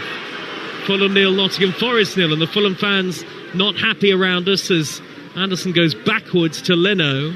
Not seen a meaningful shot on target in the game so far, but now Smith Rowe gliding forward again and finding Kevin, who's got the quick feet over the top towards Robinson to clip in the cross. Raul Jimenez has headed it wide. Half of the ground, maybe all of the ground, thought that was in. Goalkeeper Statueski would have never got there, John Victor, but Raul Jimenez nods it wide of the post. Well, Robinson's causing them all sorts of problems. That's his best cross of the night. The only thing is that Jimenez's run, he's just come a bit too far past the near post, trying to get it back on target. Misses by a foot, near post, hits the side netting where we were looked in. It's a chance, best chance of the night. Oh, better from Fulham, certainly in the last 5-10 minutes or so, they have looked the more likely. They have indeed. I'm amazed that down in front of Dyche there, that he's not encouraging Hutchinson to track Robinson more. Well, Robinson suddenly is getting into the game, isn't he? He's got in behind about 4 or 5 times. That's just the fact. His best cross was that one. It is still 0-0. Somehow, Raul Jimenez so close for Fulham. We're in the 43rd minute. Williams with the square ball. Elliot Anderson, he's about 25 yards out. The former Newcastle man plays a square ball to the Italian Savona, out to the right. Now here is Hutchinson with an in-swinging cross. A lovely ball, and it bounces up, and Leno, flapping at it, is able to deal with it and turn it behind. Brilliant cross. Hutchinson right in the danger area, pleading for someone to get on the end of it, but in the end it goes through to the keeper, who does well to get it away for a corner. Not an easy ball for the goalkeeper to defend, and it bounced up, spat up off the turf right in front of Bernd Leno, and able to deflect it clear. Nottingham Forest corner away to our left at the Putney end of the ground. That's where the away supporters are, all on their feet. Corner to be taken by Douglas Luiz, right-footed and in-swinging into the near post, punched away by Leno. Good height and distance on the punch. Back in by Nico Williams, headed away by Raul Jimenez for Fulham, and now Smith Rowe plucks the ball out of the air, gives it straight to Hudson-Odoi. There'll be 5 added minutes at the end of the first half, we're hearing. 90 seconds of normal time to go. Of course, we've had 2 quite long injury stoppages tonight. Both players were able to continue in the event. Douglas Luiz with a 1-2 with Hudson-Odoi. He's in the final third, now goes backwards to Murillo. Murillo angled ball to the left. It was quite predictable. Lukic slid in to knock it out of play before it could reach Hudson-Odoi. And it is the final Premier League game before Christmas. We have commentary of our final game before Christmas tomorrow night. Arsenal against Crystal Palace in the quarter-finals of the League Cup. Forest thought they'd worked it well down the left-hand side, but the assistant is saying, Danny Murphy, that's gone out of play. Yeah, I'm not sure about that one. I think they got away with that, Fulham. Whole ball's got to be over. It certainly didn't look that way from here. Well, we are very close to where this is happening. The Fulham right-back position only a few feet away from us. Kenny Tete getting ready to take a throw. You are right, Danny, there are lots of good individual battles going on, even if the quality of the game itself is not brilliant. Some of these one-on-ones are fascinating to watch. Even in front of us with, Hudson-Odoi and Tete. Yep. Got Robinson over that side with Amari Hutchinson. They're good battles. Even Lukic trying to keep hold of Gibbs-White at times. Disciplined, you've got to stay focused all the time. The one lapse of concentration, Really, here we go. Here goes Hudson-Odoi racing down the left-hand side. He pulls it back low into the penalty area. Turned away by Berger. Confirmation of the 5 added minutes at the end of the first half on Talksport. Fulham 0, Nottingham Forest 0, and Murillo is clumsily bundled over Wilson. Good. That's a free kick. Good from Wilson. Sees him coming, gets his body in. Can I just say that? It was a great example. And obviously we can't, if listening at home, we can't see it because we're on radio, but Sander Berg, when the ball's gone wide, he's a central midfielder. All he's done is he's sprinted back into the box to get in the space where he thinks the ball's going to be. Brilliant central midfield play that goes unnoticed unless you've been in that position and you know that you've got to get in there, because if he's not there, it goes to somebody who's coming in the box from a Forest perspective and has a free shot on goal. They're the bits that you should be doing, but don't really get the plaudits they deserve. That was a wonderful recovery run for him to get in there and help his defence out. Danny Murphy with us tonight. Sander Berger, a very determined performer in the middle of midfield and a very reliable performer for Fulham over a couple of seasons now. Here is Cuenca, standing in the left-sided centre-half position. Smith Rowe goes back to goalkeeper Leno. We've had a minute of the 5 added at the end of the first half, and now Smith Rowe, little touch by Raul Jimenez while he was on the ground to poke it forward, has knocked it wide left to Kevin. Kevin running at the defender Savona, left-hand edge of the penalty area. Lovely feet by Kevin. It's a brilliant weaving run. He's still got it, and he goes down under the challenge, and the referee is going to say penalty. It is a foul by Douglas Luiz and a penalty for Fulham in first half stoppage time. He's convinced it's not, isn't he? Brilliant feat by Kevin. He's drifted out of the game, hasn't he, in the last 15-20 minutes. Started really brightly, but let's just watch it back now. Here, great feet. There. Oh, yeah, catches him. Penalty, isn't it? I don't know what he's doing. He's actually on the ground as he kicked. Yeah, it's a penalty, 100%. Kevin's almost gone to ground, or is going to ground, after the initial challenge where he gets the ball and then he just hacks at his left foot. Well, I think he thinks he's going to get the ball quicker than Kevin, and because he's on the ground, Douglas Luiz, as he swipes, it's like a slow motion swipe. It's bright play from Kevin. He's done some good bits this first half. Going to be interesting to see who takes it, whether Harry Wilson, who's scoring a lot at the moment, Jimenez low on confidence. Oh, Raul Jimenez has got the ball. I know, but sometimes you see them hold it for somebody else. And well, Wilson, he's loitering outside the edge of the box at the moment, isn't he, Danny? Is he saying, right, I'll leave this to you, Raul Jimenez? I mean, seniority. I mean, Jimenez striker. I quite like the fact he's saying, I want this, I want to get scoring again. I do like that if he does take it about him. Well, the referee at the moment is speaking to both Milenkovic, Joachim Andersen and Gibbs White. So he's got the two captains at the moment, and I think he's explaining that VAR is just checking it, but I don't really know what there is to check. There's nothing Danny to check. Murphy. It's a penalty. Well, unless it's broken. Does this really help the game? Do we really need this sort of level of intervention? There we are. Finally, it's over after a needless 30-40 seconds. How can you not? We could see that from here. Anyway. There will be a penalty, and it will be Raul Jimenez who scored the winner here at Craven Cottage against Sunderland. That was his last goal on the 22nd of November, up against John Victor, the big goalkeeper, 6'5". He's a very tall, domineering presence in the goal, John Victor. Yeah, it can be a bit daunting when the keeper's massive, but you have to stay focused on doing what you normally do. The goal's not moving. Forget what the keeper does. Hammersmith in, penalty for Fulham. Into the 5th of 5 added minutes at the end, and a yellow card for the goalkeeper, who kept Raul Jimenez waiting. The Mexican, with his hands on his hips, number 7 on the back of his white shirt, is going to step up here and try and put Fulham into the lead. It's a very straight run-up, which eventually he curves slightly, stutters once, twice, and then right-footed, tucks it away! Waited for the goalkeeper to commit. Victor went left, Raul Jimenez went right. Fulham heading for a happy Christmas. Fulham 1, Nottingham Forest 0. He's actually been terrific first half, Jimenez. His attitude, his touch has been good. He's put himself about. Yeah, he hasn't had the joy in the box, but he hasn't half put a shift in for his team, and he deserves that goal. Silly mistake from Douglas Luiz. Nice and good. I don't like this type of stuttering and stopping on a pen, but he took it away, so all good. Well, you do wonder, don't you, when you see a run-up stuttered 1, 2, 3 times, and he's still waiting for the goalkeeper. And Danny, we've seen that go wrong at major tournaments before, and not that time. I don't like it, but there's no point whinging about it when someone scores. You just get on. He's an experienced guy, and that'll do him the world of good. As I say, his output and his attitude in this first half has been exceptional. You know, he's tracking back, he's closing people down, he's trying his best to just impact this game, and now he's got some reward for it.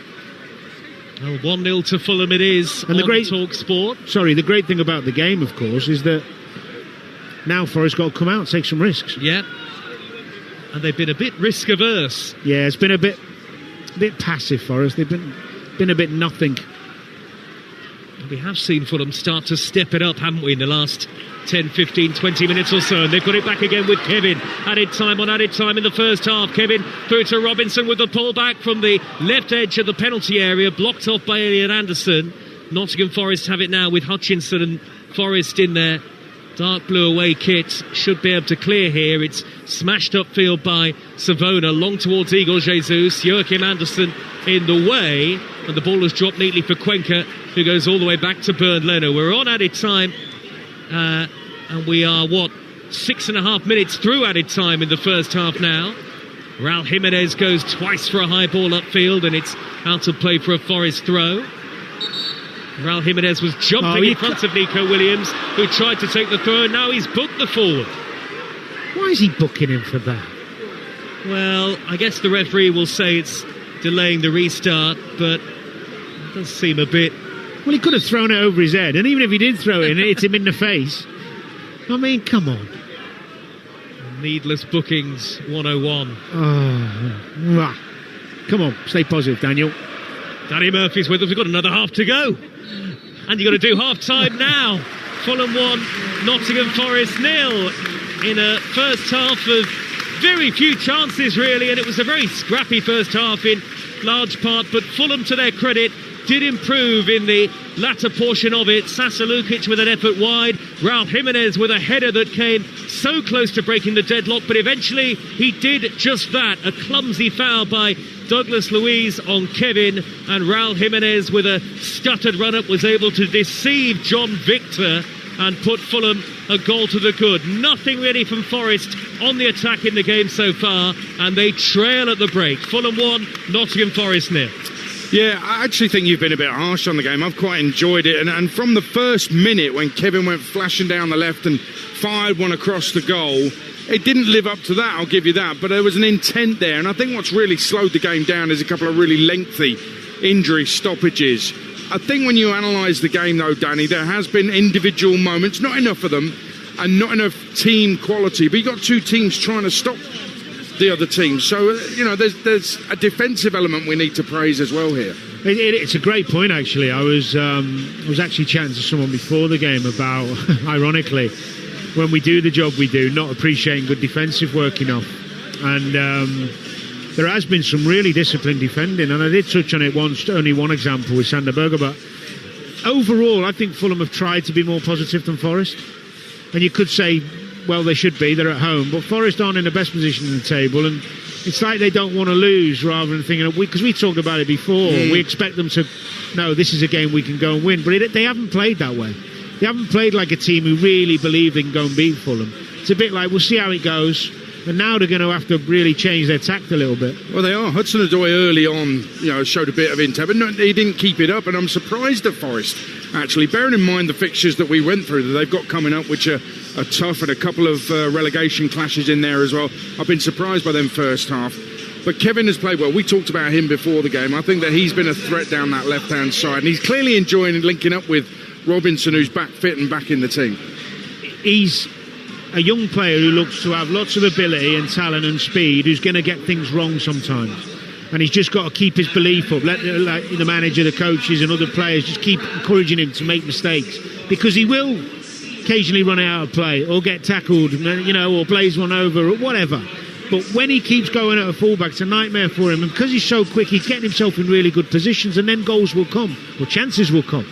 But the left side's been a problem for Forest. And I touched on it in the comms. Right in front of Sean Dyche's eyes, he can see Robinson keeps getting in and crossing the ball. Stop it. You're a coach. Stop it happening. How are you going to stop it? Either tell the right back to take him and leave Kevin to go in on the centre half, or tell your winger to track him. Can't keep letting a fullback cross the ball. Kevin's won the penalty. In the dressing room for Forest right now, is Sean Dyche having a right go at Douglas Luiz or not? I would, because he's experienced. Saying, what are you thinking? There's a real lack of understanding of the importance of the situation you're in for you to be kicking out while you're lying on the floor. In first half injury time. Just bizarre. And they're going backwards as well. Well, to be fair, he might say, I was desperately trying to clear it. I thought that, is that... No. You're lying on the floor in a really bad position. Get on your feet and defend.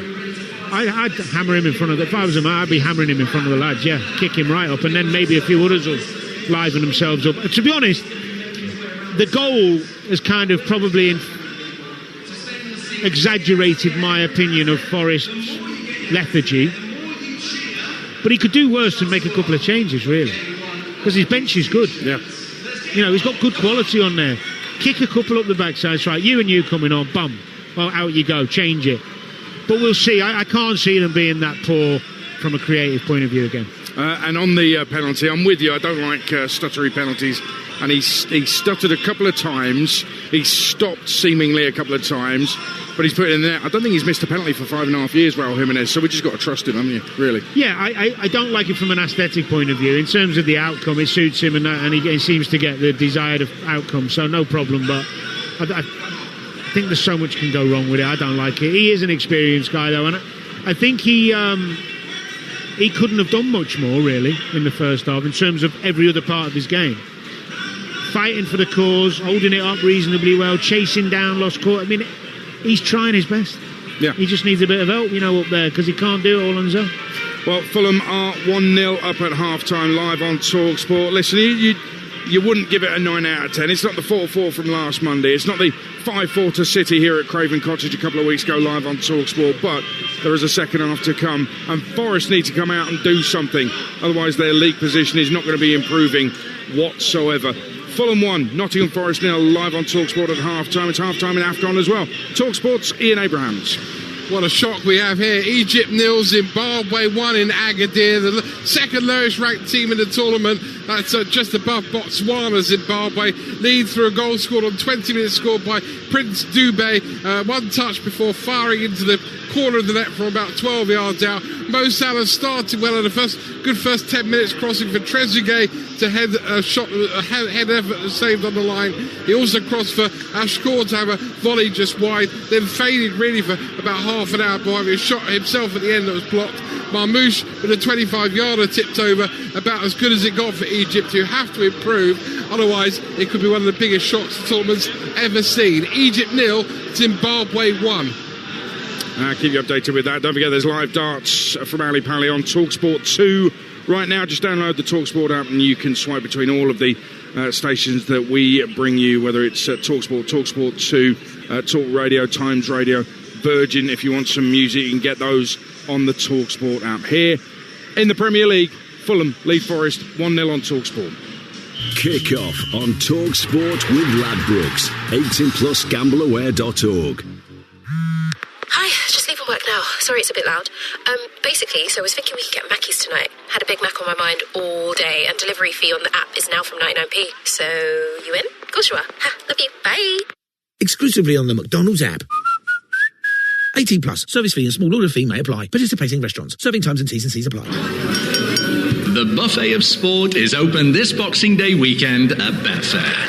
From football and the NFL to the King George Chase and the World Darts Championship, it's a feast of festive fixtures. And with money back as a free bet if you're multi-losers across any sport, the action just got sweeter.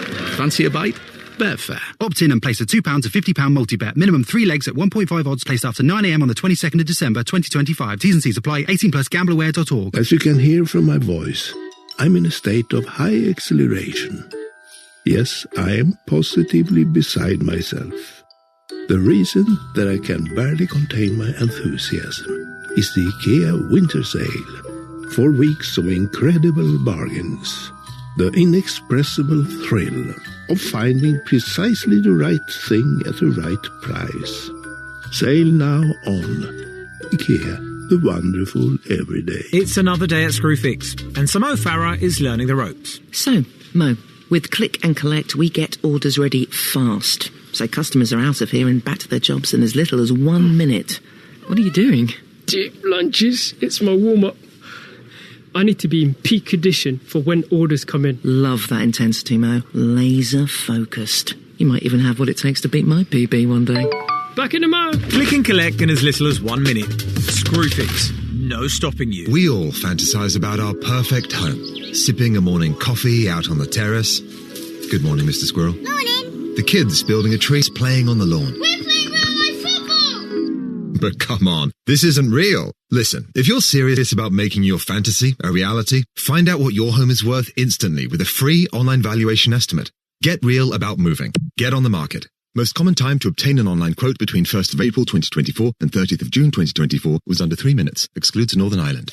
Don't miss any of the tungsten-tipped top-flight action as the biggest names in darts jockey at the hockey for world domination. The PDC World Darts Championship on Talksport and Talksport 2. With Village Hotels. Get live commentary throughout the entire tournament on Talksport 2. Plus full, unrivaled coverage of the final from Ali Pally on Talksport. The PDC World Darts Championship live on Talksport and Talksport 2 with Village Hotels. Dine out, stay, work out, play.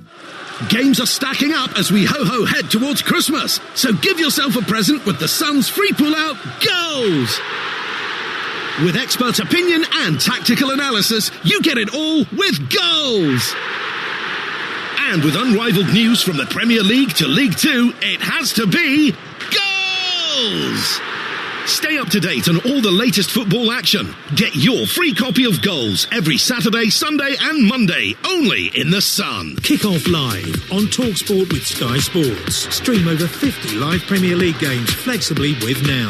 Like Fulham versus Nottingham Forest, live today. Search Now Sports, 18 plus, stream via internet, terms apply. Stamina, celebrity, light speed weeknight football. Kick off live on Talksport. And here at Craven Cottage, it's been with one of those guns firing T-shirts into the crowd.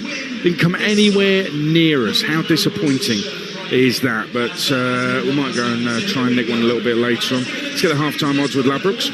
Odds update on Talksport with Ladbrokes. Get a free bet every week of the season and a big boost every day. That's Ladisfaction. Minimum £5 bet. Conditions apply. 18 plus gambleaware.org.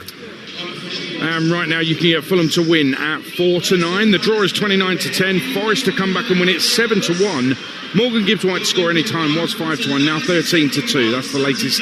Odds with Ladbrokes, 18 plus gambleaware.org. Odds update on Talksport with Ladbrokes. Get a free bet every week of the season and a big boost every day. That's Ladisfaction. Minimum £5 bet. Conditions apply. 18 plus gambleaware.org. Well, let's get an update on the darts at Ali Pally. Here's Chris Murphy. Yeah, 2 matches down on the penultimate night before Christmas, and with 13 seeds out in the first 2 rounds, there was danger on the mind of the players. But Jan van Veen and Nathan Aspinall are both safely through with decent performances. Aspinall with a 3-0 win against Leonard Gates, who he never allowed to get into the match. And Van Veen actually could have been 2 sets down against Alan Suter, surviving a set dart in the second before really blasting him off the board after that. He ended up averaging 108. That's the highest of the tournament by a distance. And Luke Humphreys is about to take to the stage now to face 71-year-old Paul Lim. What a story that is. 5 years on from when Lim beat Humphreys when he was a youthful 66 years of age. Charlie Manby and Adam Savada will complete the evening, but Van Veen and Aspinall safely through. Live commentary on Talksport 2. Cheers, Chris. And second half to come here from Craven Cottage in the Premier League. Fulham 1 up against Forest. Ahead of tomorrow's Carabao Cup quarter-final between Arsenal and Palace. Mikel Arteta has been discussing Gabriel Jesus pushing to start following his 11-month absence through injury. A really intense journey, I would say. I think when he joined us, I think he lifted the belief, the spirit and the energy of the club and the team. I think he gave something very different to what we already had, and it was really impressive. And then he had some very bad injuries that hasn't allowed him to have the consistency that we need from a very important player. But he's back. I think his fighting spirit, his desire to always prepare the best way is unbelievable. And the team has got it now, and we need to use it. There you go, that's Mikel Arteta. Arsenal Palace, the final Carabao Cup quarter-final winner faces Chelsea. On Talksport tomorrow, join me at the Emirates from 7. Jim Proudfoot and Scott Minto will be on commentary duty. Players due to come out very shortly. I just want to say this about Emile Smith-Rowe. 5 years ago, this week, or rather this month, Mikel Arteta's time at Arsenal was coming to an end. The Gunners were rubbish. They'd lost 4 successive Premier League games at home to Leicester, Villa, Wolves and Burnley, then held at home by Southampton, lost the North London derby, beaten at Everton, and heading into Christmas lost at home to Man City in the League Cup badly. Arsenal were 15th in the table, and Arteta's solution was to put Emile Smith-Rowe in the starting lineup, and they started winning and they carried on winning, and here we are now. But Emile Smith-Rowe is at Fulham, and I think that Danny Murphy, sometimes you mentioned him a couple of times and there's little flashes there, but I feel like he plays within himself. He's capable of so much more, Emile Smith-Rowe. Yeah, I think he in that position he sometimes find it hard to impact games for long periods. He'll have little blitzes, little spells, little moments of quality. I think one of his problems since he's been here really is not being a mainstay of the team and feeling that confidence of the manager. He didn't start the season, as you know. He's taken off a lot in games, and I think his confidence has been knocked a little bit. But it's like that first half, he must have decided, you know what, I'm sick of being on the periphery of this. I'm going to go and get hold of it. Well, he heard you. Yeah, well, I hope so. And he's got such good vision, good touch. He can get you a goal. I think if Marco Silva believes in him and gives him the time to just, regain his confidence and fitness so he can contribute more big moments more often in a game, he could be a huge player for Fulham. Well, we're waiting to kick off. We're still waiting because Sean Dyche, a couple of his staff, Steve Stoney and one flanking him, marching across the pitch from that tunnel in the corner to their dugout. Three baldies together, look at them. Yeah, but he was barking, he was angry as he was coming out that tunnel, Sean Dyche. He was not happy at all, and he's stomping over there, and I think the players might have had a bit of a rocket at half-time. Let's see what happens second half. It's Fulham 1, Forest 0. It's live on Talksport. Here's Danny Murphy and Joe Shannon. Yeah, the body language tells you everything. Sean Dyche determined, that look on his face as the second half begins. Nottingham Forest from left to right in their dark blue away kit with orange trim, and Fulham from right to left towards the Putney end in the second half, which is where the away supporters are. Fulham all in white, and through Raul Jimenez on the ball now. His penalty, they lead by a goal to nil on Talksport. And quickly on the attack early in the second half, Fulham. Kevin with the bright yellow boots on, back to Berger now. Berger slows the game down, and he's got Cuenca about 10 yards further back. Cuenca in possession, and Fulham have it leading by a goal to nil. Their goalkeeper is Leno with Tete, Anderson, Cuenca and Robinson at the back. Berger still on the ball now. Too safe too often, Sander Berger. He's got lots of quality, but he's so sideways and back. He doesn't believe in himself enough. Can't bear watching midfielders who've got more talent do that. Twice he had the opportunity to play really progressive, simple balls forward and back to the centre half. Then Forest drop in and get themselves stable again. Honestly, is he being told to do it? No, it's just you're either that level or that level, and he's got to get to the next level by having more belief in himself, taking the risk. If you lose the ball, you lose the ball. Well, it is Berger and Lukic, the two holding for Fulham. Wilson, Smith-Rowe and Kevin in support of Raul Jimenez up front. And for Nottingham Forest, trailing 1-0, the goalkeeper is John Victor, Savona, Milenkovic, Murillo, and out on the left-hand side in the left-back position, Nico Williams. As Forest go long, Williams high towards Igor Jesus, towering header away by Anderson for Fulham. And then Anderson having to retreat again because Igor Jesus has hustled and bustled his way into the penalty area, and the ball has looped over the top. Igor Jesus tried to chip Leno while sandwiching between the two Fulham centre halves, and it's harmlessly over the bar for a goal kick. Yeah, it's a nothing ball from Gibbs White, just a hook on. He does well, Jesus. He battles well. He nearly gets something on it. Little warning sign there for Fulham. Wake up, two centre halves. Well, they've not had a meaningful shot on target, have they, Danny? Nottingham Forest in the game so far, so it really can only get better from an attacking perspective for them. Douglas Luiz and Elliot Anderson are the two in the holding roles, with Hutchinson, Gibbs White and Hudson-Odoi in support of Igor Jesus up front. I'll give you both benches as well for Fulham, who still have the ball, leading 1-0. Lecomte, Castagna, Reed, Kearney, King, Diop, Kusiasare, Traore and Ridgen, as Tete hoists a long ball downfield. That takes a deflection, goes out of play for a Fulham throw.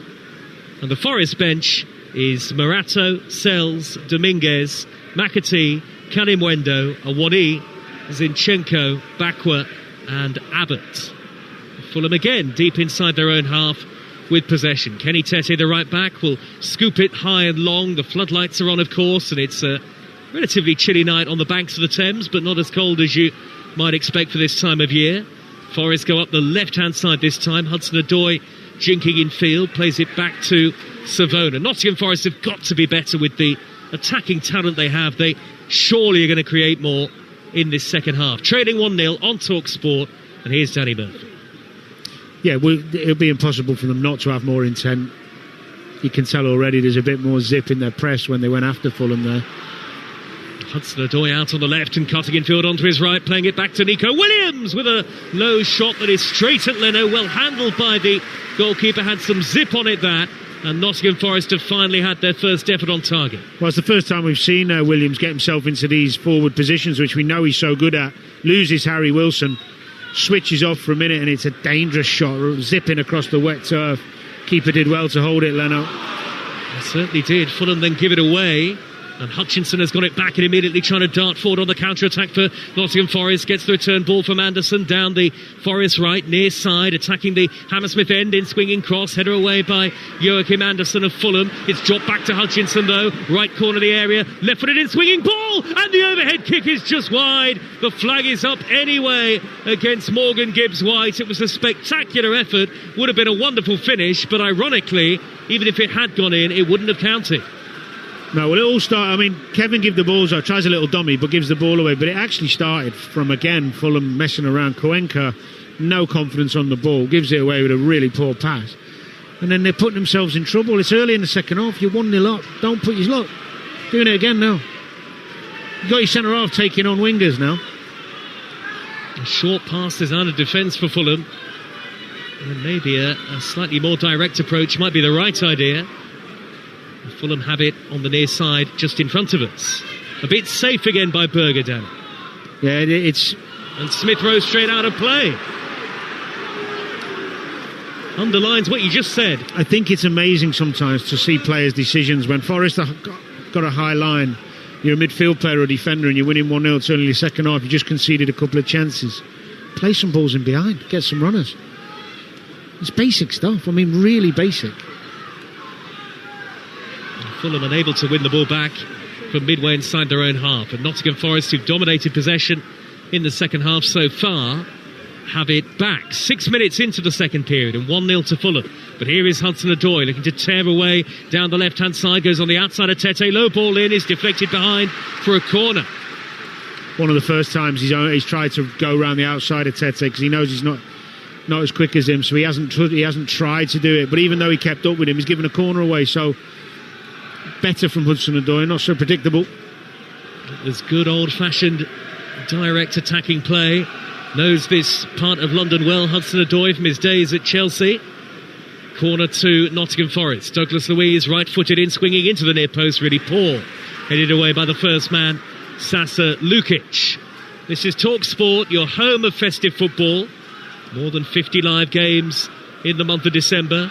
Header away by Cuenca for Fulham. It's dropped out to the Forest left. They're still on the attack. Douglas Luiz with a cross. Header away by Cuenca again. He's done well tonight in the air, certainly. And he's swept the ball high up to the halfway line and away from danger for now. Much better from Forest. Back on the ball again. Douglas Luiz with the in-swinging cross, and it's gathered by Leno. I think they really have had words, Sean Dyche and his assistants, at half-time. Now Fulham counter. Kevin on the halfway line has given it straight to Savona, who can't sort his feet out. Offside. But the offside flag is up against Robinson. He went down trying to buy a free kick from the referee, but wasn't a convincing tumble to the floor, and he was offside anyway. He's been offside 3 or 4 times, Robinson. He's got to look that. He's coming from deep. He should never be offside. Just too eager to get there. It was a foul on him, actually. Quite a naughty one. It was. Savona just catches in. Right foot onto the lower left leg. Nottingham Forest Blast the ball high downfield. It's only half away by Cuenca retreating. Hutchinson with a clever chip out to the left. Hudson-Odoi's in space. Isolated Tete in a one-on-one. Hudson-Odoi infield onto the right foot with a low shot. And that's turned away by Joachim Andersen. The way this is going, Forest are surely certain to create more chances and maybe to find themselves an equaliser live on Talksport. Well, it was a long punt up. And what they did is they won and battled for the seconds and then got the attack from there. Something Fulham haven't been willing to do yet early in the second half, which they should do. Well, we have more live football for you tomorrow night. Arsenal against Crystal Palace in the League Cup, and then a feast of football coming up on the network on Boxing Day. Plenty of EFL, and also the only Premier League match on Boxing Day, live and exclusive with us. It's Manchester United against Newcastle from 8 o'clock. Our Championship commentaries on Boxing Day: Birmingham against Derby, Millwall against Ipswich, Coventry against Swansea, and Wrexham against Sheffield United, plus Game Day Live around the grounds on Saturday at 3 o'clock here on Talksport. Fulham win the ball back and the referee plays a good advantage with Smith Rowe down. Raul Jimenez looks for Harry Wilson up the inside right, well blocked off by Nico Williams. 1-0 to Fulham, but the game is a bit stretched all of a sudden, and Forest are looking more of a threat, Danny Burke. They are. Fulham can't keep possession very well.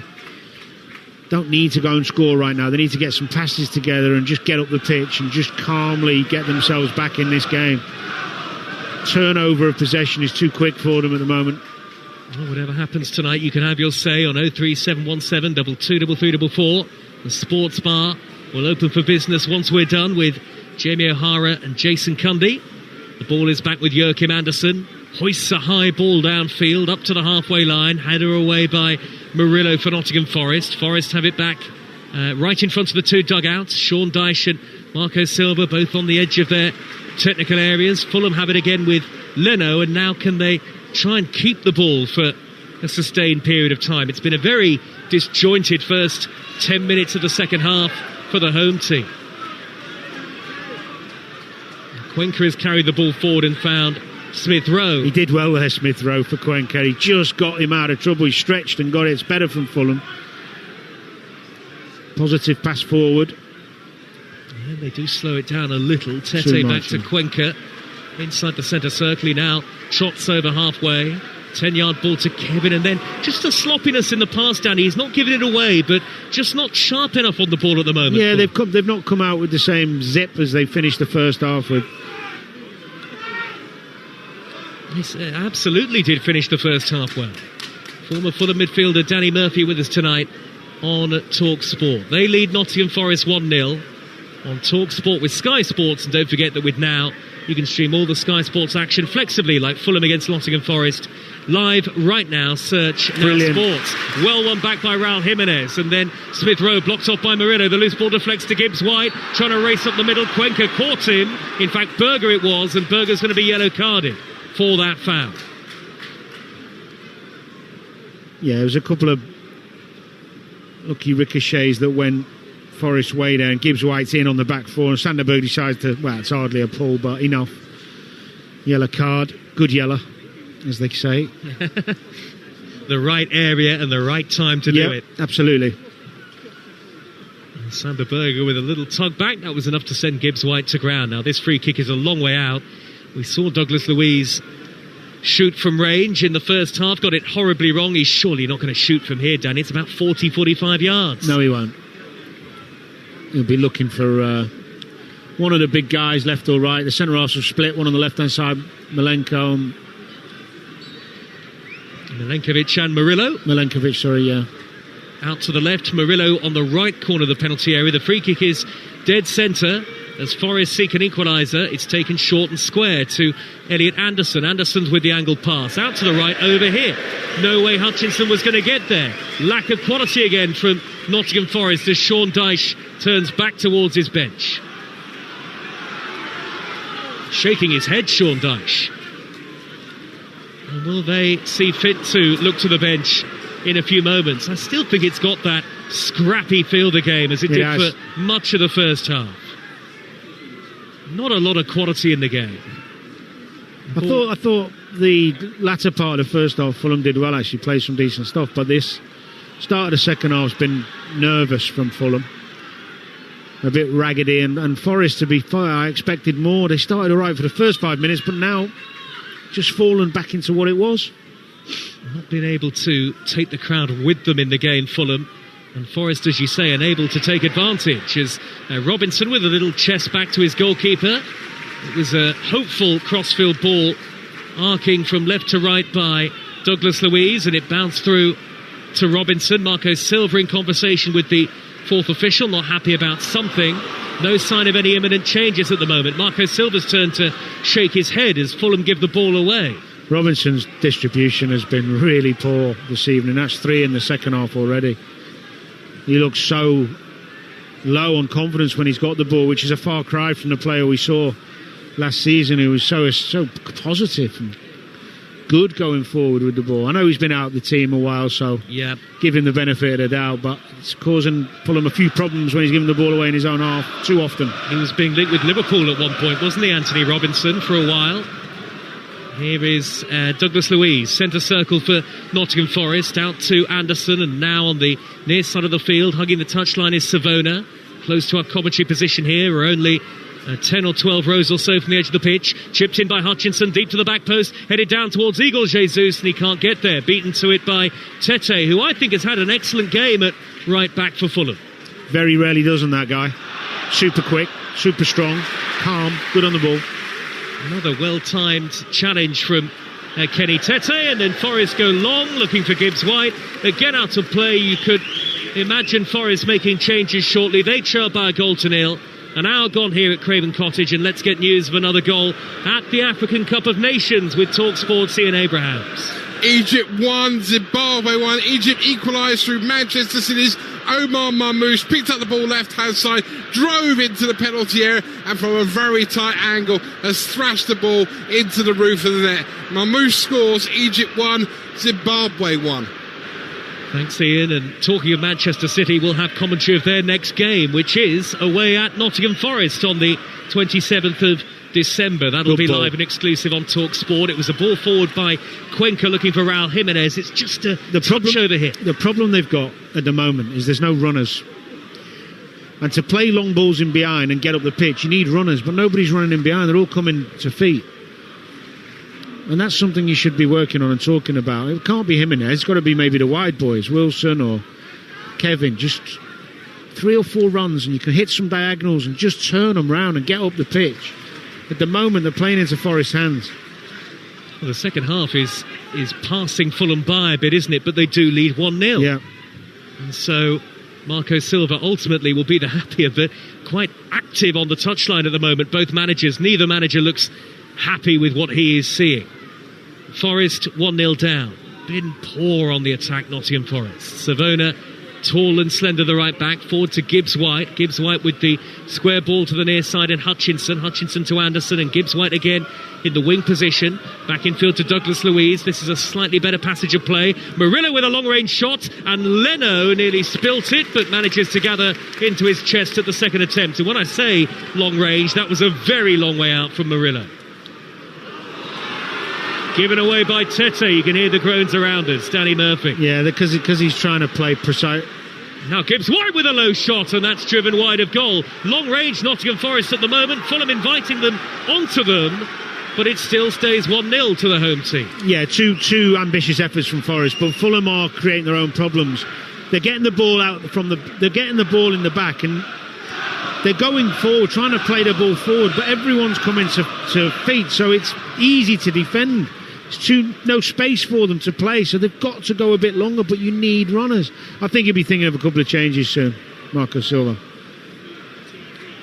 And Dyche, by the looks of it.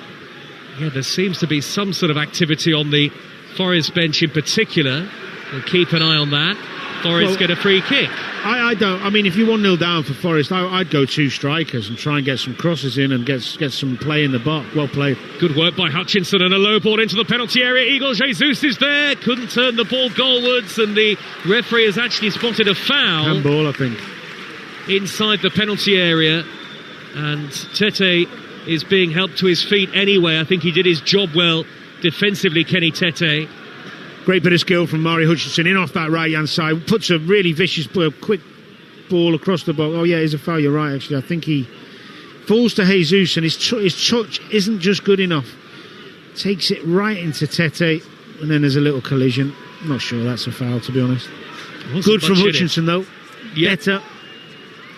Well, he showed his talent, didn't he, when he was at Ipswich, and helped them get promoted to the Championship. Had a good youth career in the academies of Arsenal and Chelsea. Bernd Leno's got a final warning from the referee not to time waste any longer. 63 minutes gone. Leno, all in red, smashes the ball high upfield at Craven Cottage, which is full tonight. All of its character on the banks of the Thames. Header away by Anderson on halfway for Fulham. Anderson then wins it back, strident in the face of the challenge of Douglas Luiz. Anderson has actually poked the ball out of play, but the assistant, after initially giving the throw, I thought to Forest rather, has turned around and given it to Fulham. And Sean Dyche, hands to his head, now arms outstretched. He can't believe it, Danny. Well, whether it's right or wrong, it's just a throw and you've got to crack on with it. They need to do better. Need to take more risks, push men forward, more press higher. It's flat from Forest. Well, Tom Kearney getting stripped and ready to come on for Fulham, who are all in white as ever tonight. The ball is played back for goalkeeper John Victor of Nottingham Forest. I think that's the first time we've mentioned him in the second half. One of the first touches of the ball that he's had. And somehow Forest are 1-0 down. Forward comes Douglas Luiz, right through the middle for Nottingham Forest. It's a good run beyond 2-3, and then he is tripped, is he? No foul by Tete. Fulham will counter-attack. And they don't. They go backwards. Smith Rowe back to Robinson as the former Fulham player. Danny Murphy, you're watching this with a bit of frustration. Well, I am, because he was in, but I think from Emile Smith Rowe's perspective, he probably just thought, let's keep the ball for a while. It's a balancing act, always when you're under a bit of pressure. Well, Sander Berger's going to come off for Tom Kearney, so that'll be like for like in midfield, and of course Berger is on a yellow card. Well, you could argue it's like for like. I mean, Sander Berger is probably a bit more athletic than Tom Kearney. I'd say Kearney's a much better footballer, passer and productive player in terms of creativity and making things happen. So it's actually a brave one, really, because I think what Tom Kearney gives you is more chance of being creative. Well, here he comes, big cheer. He was going to leave the club in the summer. In fact, I was here for the last game of the season, Danny, where he said a lot of emotional goodbyes, but they gave him a new contract in the summer. Money talks.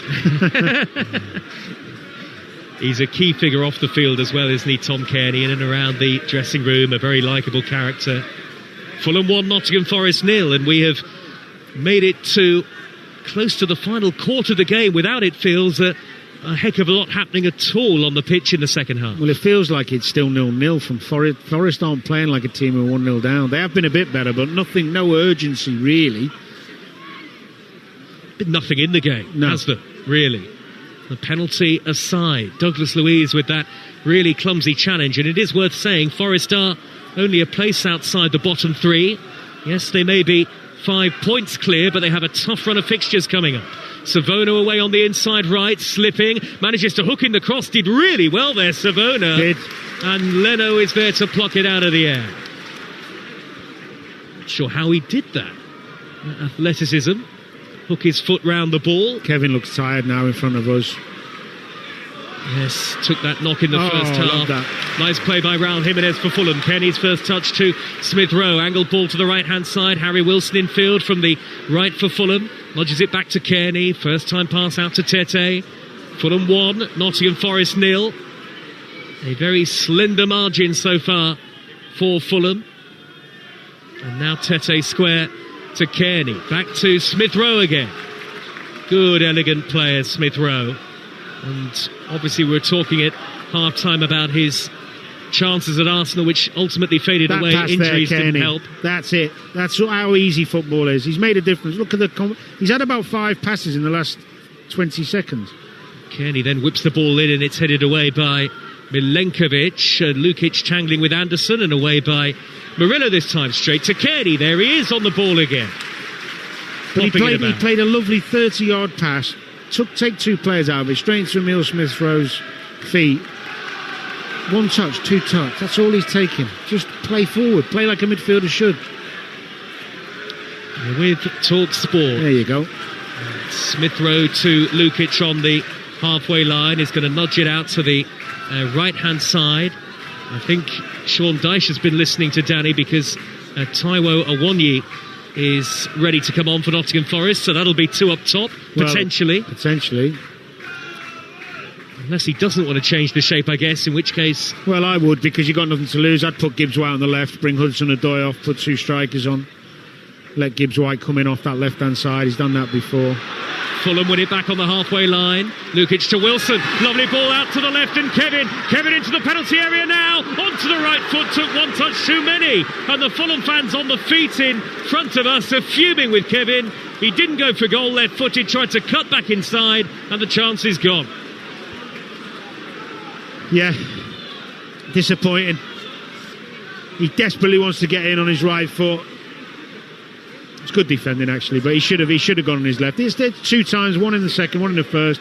Doesn't trust himself to go up, just knock it out of his feet, have a dig with your left foot. Well, somebody's got to work on. It is going to be a 1 year for Jesus, Danny, so like for like. Can't really see how Sean Dyche can change the shape in that situation. No, he won't be. Forest labouring. Nico Dominguez is going to replace Douglas Luiz as well, so it'll be a double change for Nottingham Forest, who trail by a 1-0. As well as the Boxing Day football, we are your home of live football between the 30th of December and the 1st of January too. The only place on national radio to hear all 10 Premier League fixtures is the Talksport network. Douglas Luiz to Gibbs White on the halfway line, angled ball out to the right. Here comes Hutchinson raiding infield to the right corner of the penalty area, forgets to take the ball with him, and Robinson is there to whip it off his toes. Is there a counter on here for Fulham? Kearney pushes it up to Raul Jimenez, back to Smith Rowe, and now Anderson's angled ball to Tete. Fulham from right to left in the second half. Lovely work by Tete, who's caught late off the ball. That'll be a yellow card for Murillo. He's made a difference, Kearney, straight away. Good play that from Tete as well. Well, one of the contenders for man of the match so far, Tete, you'd think. Robinson controls on the halfway line. The Forest fans away to our left thought it was a handball by Anthony Robinson to bring it down. Kearney goes backwards. Forest set to make this double change. In fact, it'll be a triple change. Gibbs White is going to come off, and McAtee will replace him. Yeah, he's not been in his best, Gibbs White. He took a hell of a whack before. He was limping around for 5 minutes. He's not shaking that off, probably. So a triple change on the way for Nottingham Forest as Fulham chip the ball over the top. Kearney looking down the left for Raul Jimenez, and the ball just trickles away out of play for a throw. Harmlessly. 19 minutes left. Well, it hasn't been the goal fest that many were hoping for. Certainly not yet, anyway. Igor Jesus unable to hold the play up. Fulham have it on the halfway line with Tom Kearney suddenly striding forward up the middle. Kearney is 30 yards from goal, urged to shoot, and he does! And it's gone wide. It's a goal kick. Kearney thought it took a deflection. Saved it. He saved it. John Victor goes and gets the ball for a goal kick. Yeah, I think he saved it. I mean, Sean Dyche is apoplectic because he's going mental at every decision not going his way. He's got to focus more on his team doing better when they've got the ball, not thinking that he can get every little 50-50 going in his way. Do something different, get the players more up the pitch, to change the formation, do something. Oh, John Victor did get fingertips to it, didn't he? You could see from here where the ball changed the direction, but... Well, Forest making those changes now. Dominguez for Douglas Luiz, Awoniyi for Igor Jesus, and we're expecting Gibbs White to go off, and indeed his number is up. Here comes the former Manchester City man, James McAtee, and Milenkovic is given the armband for the final 18 minutes plus added time. I'll give you the odds. With Fulham 1, Nottingham Forest 0 the score. Ladbrokes have the latest odds right now. Fulham 1-3, the draw at 3-1, and a Forest win from behind at 12-1. That's all thanks to Ladbrokes 18 plus gambleaware.org. James McAtee jogs on. He was one of the players signed in a blitz of summer signings, really, in the summer, but has not managed to quite settle into a spot in this Nottingham Forest team, having been really impressive at the under-21 Euros in the summer. Yeah, he's a real talent. Brave, gets on the board, did really well for Sheffield United when he went on loan there. I thought he was their best player that season.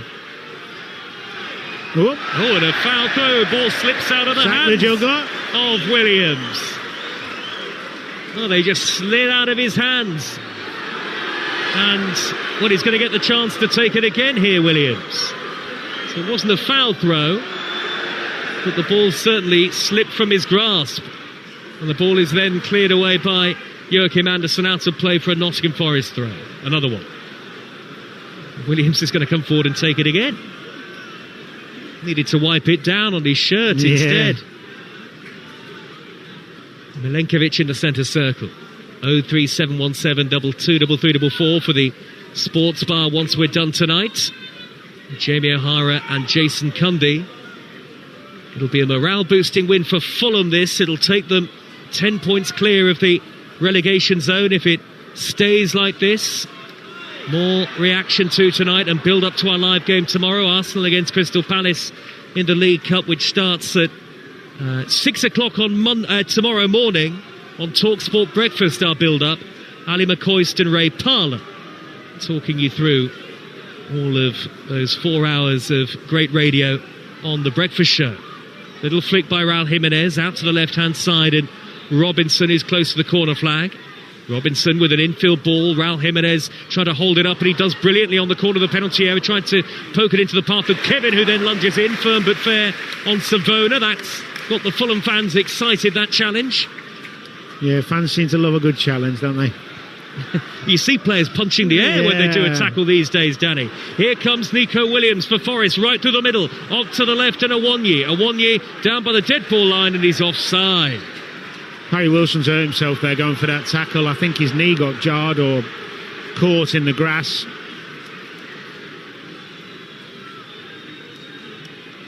Well, maybe collided with Nico Williams. Fulham want to bring on Josh King shortly. I think it is Kevin who they are planning to take off, but they might have to make another change if Wilson is hurt. It is a new thing though, isn't it, Danny? Players gesturing to the crowd and going mad when they made a tackle. Did it always? No, it didn't. No. Yeah, I think there's nothing wrong. Don't get me wrong. Players getting engaged with supporters more and trying to get them, but there's a time and a place for it. Not after 12 minutes when you've just tackled someone and given up a corner, and it's like, what? Don't know. Things change, don't they? Saw it a bit in the Tyne-Wear derby recently. Maybe that's a bit more in a derby acceptable. Near the end of the game, if you save, last-ditch tackle or something like that, fair enough. But it seems to be happening. Getting a block from 30 yards, the edge of the box, you're Cup tie 5 minutes in. Yeah, exactly. Right then, Fulham with Wilson having gone to ground. Maybe there'll be more than one change here for Marco Silva's team. We're keeping I think he should change both the wide men.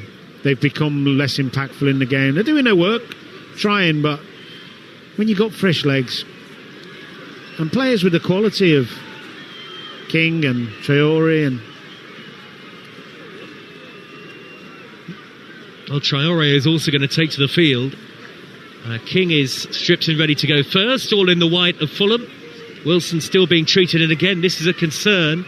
Their key man in front of goal, arguably Harry Wilson this season, helped to his feet, but in this Christmas period, you know what it's like as a player, Danny. Marco Silva will be concerned, and actually there's a yellow card. And who's he pointing at here? The referee. He's produced a yellow card, certainly. Not sure, but I just got a waft of somebody's food and it smells delicious. They are good here at Fulham. Maybe it's one of the cottage pies. Maybe, yeah. I like what you did there, yeah. Well, no, they're a thing. I know honestly. they are. You played here for however long. Right then. So after all that, it's Kevin going off, and here comes King. He's a good, talented young player, isn't he? Super talent, yeah. Very accomplished on the ball, nice feet. And they're going to wait, are they, for Adama Traore? Not yet. Harry Wilson's going to try and come back on. I thought that yellow card was directed at Wilson. We're just waiting for confirmation as to who was booked. I have to say, Lukic, although he's not really done that much creatively, he hasn't half put a shift in without the ball. It's been everywhere. It was a booking for Wilson, I've just been told. Fulham 1, Forest 0.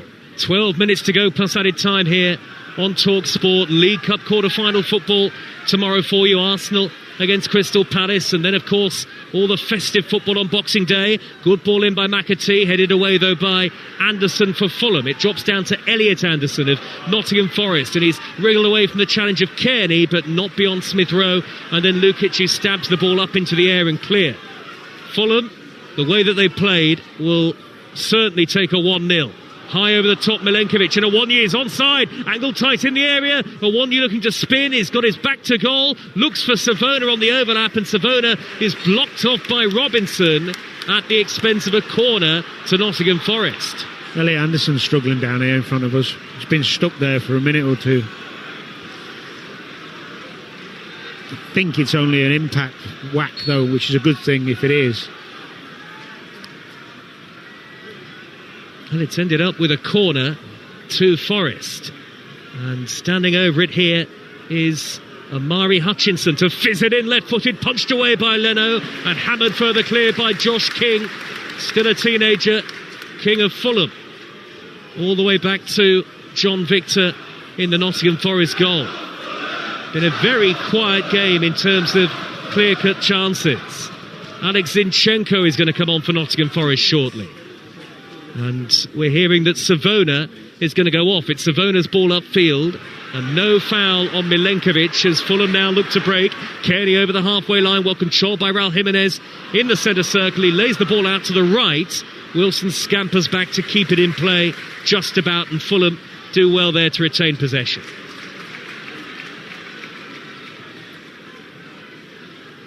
Well, there is time for a Forest equaliser. 10 minutes plus stoppage time to go, but it's just felt that sort of disjointed game where we're maybe going to see one more chance, but not many more than that, Danny Murphy. Well, I think the nerves will kick in for Fulham. Conceded late here against Palace. And Forest could be in. It's a slice clearance over the top of his own bar by Lukic. Conceded late, obviously, in the Newcastle game, last minute, wasn't it? Header. Yep. Set plays like this coming up late in games, been a problem for Fulham. It is a concern. And after the heartbreak of losing a League Cup quarter-final on Wednesday, Lewis Miley with the injury time goal. There is concern here for Fulham as they look to protect a lead. Off goes Savona, and here comes Zinchenko as promised.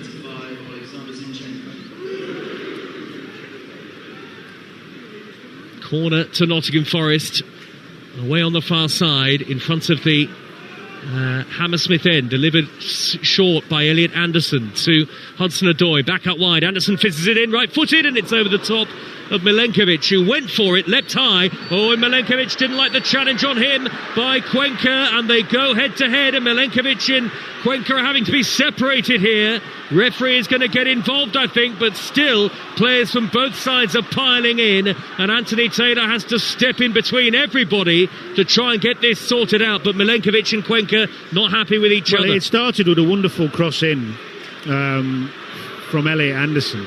And Milenkovic gets a nudge at the back post he's not happy with, and I don't know whether he goes into Cuenca or Cuenca runs into him, but something transpired to them to really have a little bit of a right go at each other. Not happy at all. Don't know if there's any previous there, but they're both getting a yellow by the looks of it.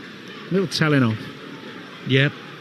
Word from Anthony Taylor, and then a booking for Cuenca, and a yellow card to follow for the now Forest captain, Milenkovic, as well. Has he already had a yellow?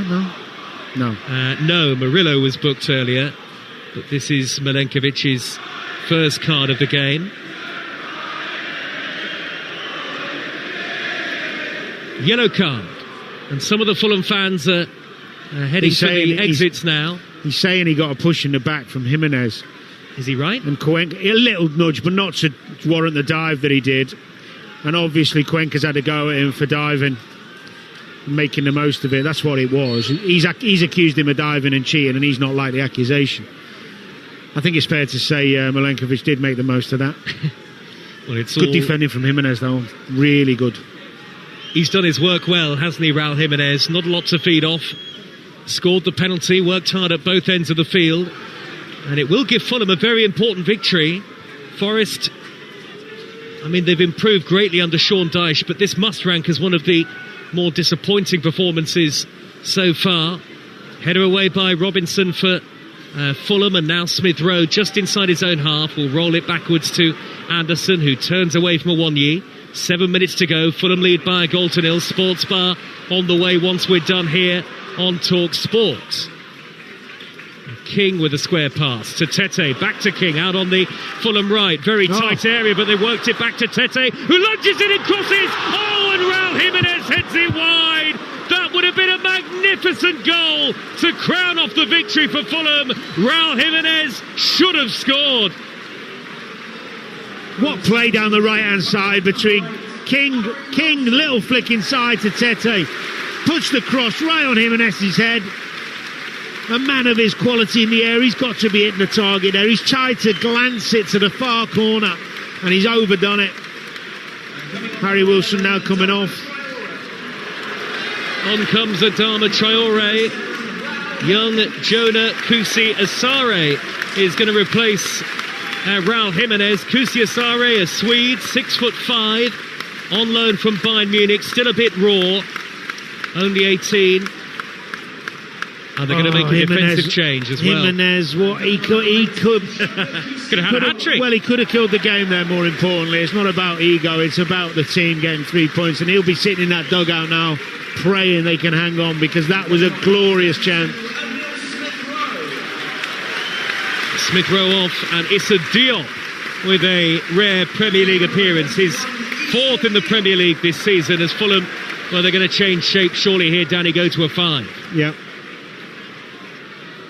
Immediately a header away by Anderson after Fulham have made that triple change. 5 minutes to go plus added time. Good header won by Kusi Asare, nudging it down to the feet of King, who's pointing the way forward for Robinson's high ball up the left. Only half away. King is onto it through to Kusi Asare. The angle tight. Chips it back to King in the area. Can he shoot? He can't. Couldn't sort his feet out. And Forest scramble the ball away. Fulham lead it 1-0. I can sense what's going to happen. Forest counter. Are they going to get an equaliser? McAtee through the middle. Awoniyi on the edge of the penalty area. Fulham Offside. get back and clear, and Awoniyi was offside anyway. I know what you're thinking, Danny Murphy. It's all set up, isn't it, for a Forest equaliser? It is indeed. It's funny in football sometimes, and I'm going to share it because I want to be wrong. Yeah. You get a feeling that the goal, you just sense it's not going one team's way. They're missing chances and can't kill the game off, and then what happens? Lo and behold, you don't get punished the other end. It does feel like that at the moment. Oh, Fulham, certainly with the Raul Jimenez chance, a rare bit of impressive attacking quality in the game, could have wrapped it up. McAtee has controlled the ball beautifully. 10 yards into Fulham territory, trying to scamper away from Lukic. Lukic does well to win it back again, and now Raul Jimenez, who's gone off. It's Robinson over the halfway line to King. King for Fulham, who lead it 1-0 on Talksport with Enterprise Rent-A-Car. Here for it, book now at enterprise.co.uk.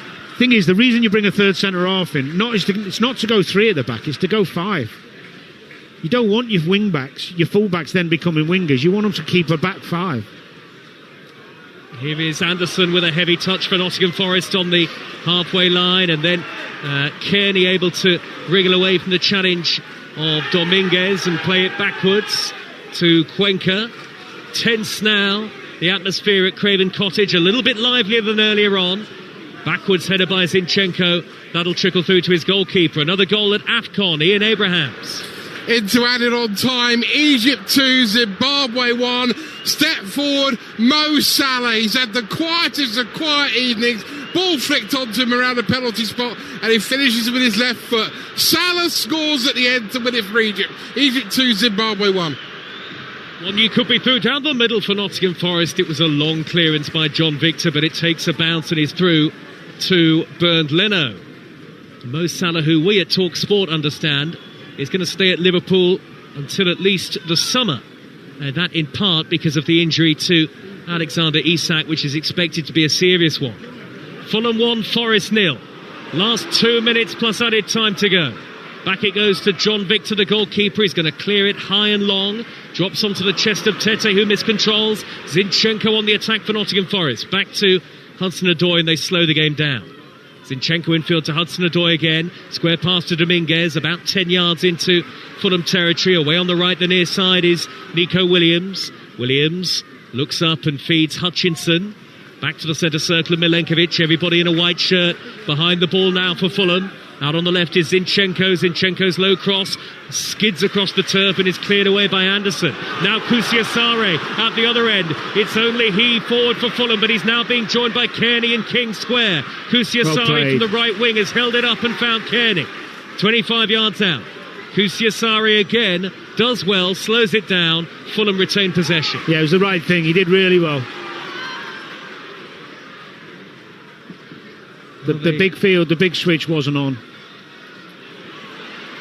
They might have it on now, though, with Traore, right corner of the penalty area, beyond Murillo. Traore into the box. He's worked it onto his left foot. Murillo tries to tackle back at him and times that intervention just about right on the right edge of the penalty area. Back to Victor, who slices his clearance high up into the air, gets a bit lucky. McAtee couldn't hold it, though, for Nottingham Forest. Last minute of normal time, given away by Robinson again. Forest counter, Dominguez behind Hudson-Odoi with a pass out to the left. Hudson-Odoi shuffles in field, driven diagonal ball, flicks off the head of Robinson, but it will drop to Hutchinson. Is he going to let it trickle out for a corner? He is. To Nottingham Forest, right at the end of normal time. 1-0 they trail, and they will send Murillo and Milenkovic forward for this, Danny. Yep, dangerous this. Set plays, they've got some big boys. We know Forest are decent as set players, and Fulham have really struggled with them. Oh, this could be a big moment in the season for both clubs.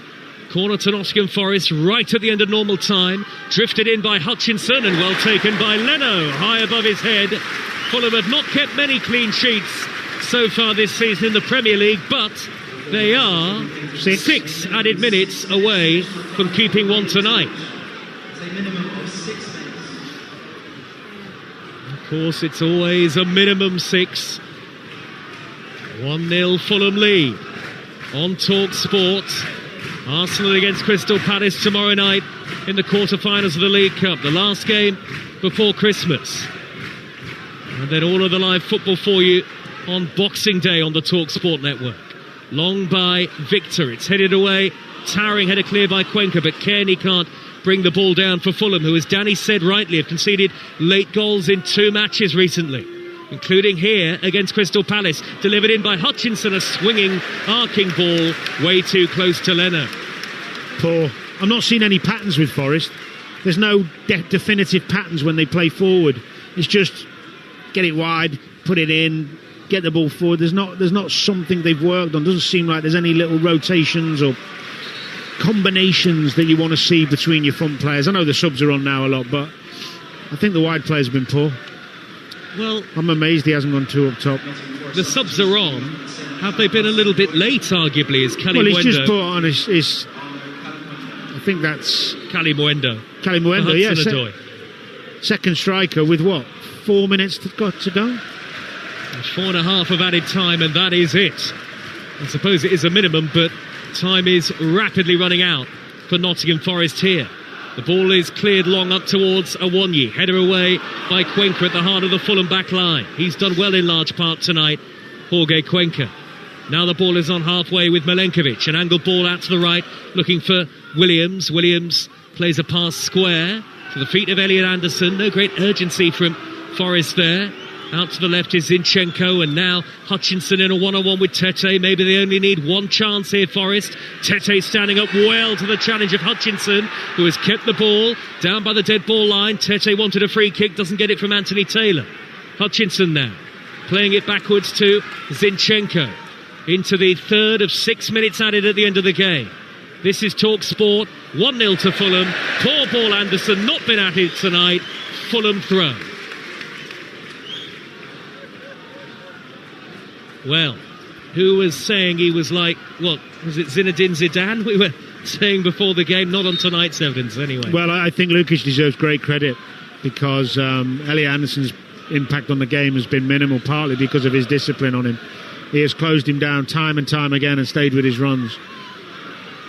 Only half-headed away by Anderson inside the Fulham penalty area. Joachim Anderson, that is. Flicked header clear by Robinson, and now King can scamper forward. Good first touch upfield, and now he's over the halfway line. Wrestled down by Elliot Anderson. No free kick. King ends up in the advertising hoardings, and play continues. I suppose it was the right decision. He's having a little chuckle with Elliot Anderson there. He's just stopped his run. I like the fact he's got up and he's got back in position. Great stuff. Halfway through the six added. 1-0 to Fulham. Forest with Milenkovic flipping the ball straight out of play. The referee is shouting at Joachim Anderson, and he gets a booking. The Fulham man is yellow carded, the Fulham captain. He's really upset with the referee. I think they want handball, don't they? For earlier on in that phase of play, if you like. Raging Joachim Anderson. You rarely see him lose his cool like that. No, you don't. And he's played well as well, actually, to be fair to him. Fulham have defended well, and they're 2 minutes away from victory going into Christmas. It'll be a happy Christmas for Fulham if it stays like this. Out on the left, though, for Forest is Zinchenko. He's being urged to pump it into the box by Sean Dyche. He does just that. Jumping is Murillo. At the back post was McAtee. Good header away by Robinson, but Fulham are still under threat here, with less than 2 minutes of added time to go. In by Elliot Anderson. Deep cross to the back post. Kenny Tete. Poor header. Straight to Hutchinson. Hutchinson down by the dead ball line. He's twisting and turning. Back to Zinchenko. Corner of the area. Zinchenko crosses. Header away by Anderson. Now on the run is Kusiasare, and he's clattered into Murillo. He's won it back fairly, says the referee. Kusiasare then gives it away. 90 seconds left, Danny Murphy. Feel the anxiety around here, can't you? See the Fulham players retreating. Anderson's telling them to press on, but they're retreating. It's what you do. Poor ball from Zinchenko. Probably looking at another minute and a half, 2 at the most. Really disjointed. Anderson's trying. I don't know if he's still going at the ref or what, but needs to be careful. Joachim Anderson with Anthony Taylor. But the Fulham fans are jubilant and buoyant around us now. They are under a little bit of pressure, but they're nearly there. Josh King for Fulham. No foul by Elliot Anderson. No, eventually the referee does give a free kick to Fulham, and with 40 seconds left, that might be enough. Yeah, I don't think Forest have done enough to get back in the game. I don't think Fulham have been particularly brilliant, but they've battled and they've had the better of it in terms of chances, with Jimenez, for example. And probably just edged it. But there's not been a great deal in the game. But Forest's response to 1-0 down, their second half performance has perplexed me. I think it's looked a tired performance. Don't look to have any real energy. The press wasn't there. They haven't gone after them, taking risks. Tepid performance from Forest at best. And certainly not anywhere near what we have seen Fulham show they are capable of at times this season. No, but at least they've had chances where they should have scored a couple. And they've won it. Some festive joy for Fulham. It's a great start to the Christmas period for Marco Silva and co. They move 10 points clear of the Premier League relegation zone. Sean Dyche is straight out of the dugout, the Nottingham Forest manager, to applaud the away support, but they are not happy. Behind the goal away to the left-hand side, Forest stay just 5 clear of the drop zone with a tough run of fixtures to come. Sean Dyche marches towards the cottage here in southwest London. He looks absolutely furious with his Nottingham Forest players. They simply didn't respond enough in the second half, didn't create enough, mostly limited to efforts and range, and in the end Fulham did enough to win the game, courtesy of that first half penalty in stoppage time from Raul Jimenez. After Douglas Luiz had fouled Kevin, Jimenez stepped up, did the necessary, and that ultimately was enough for a precious Fulham victory. Fulham 1, Nottingham Forest 0. Sean Dyche stomping off towards that tunnel.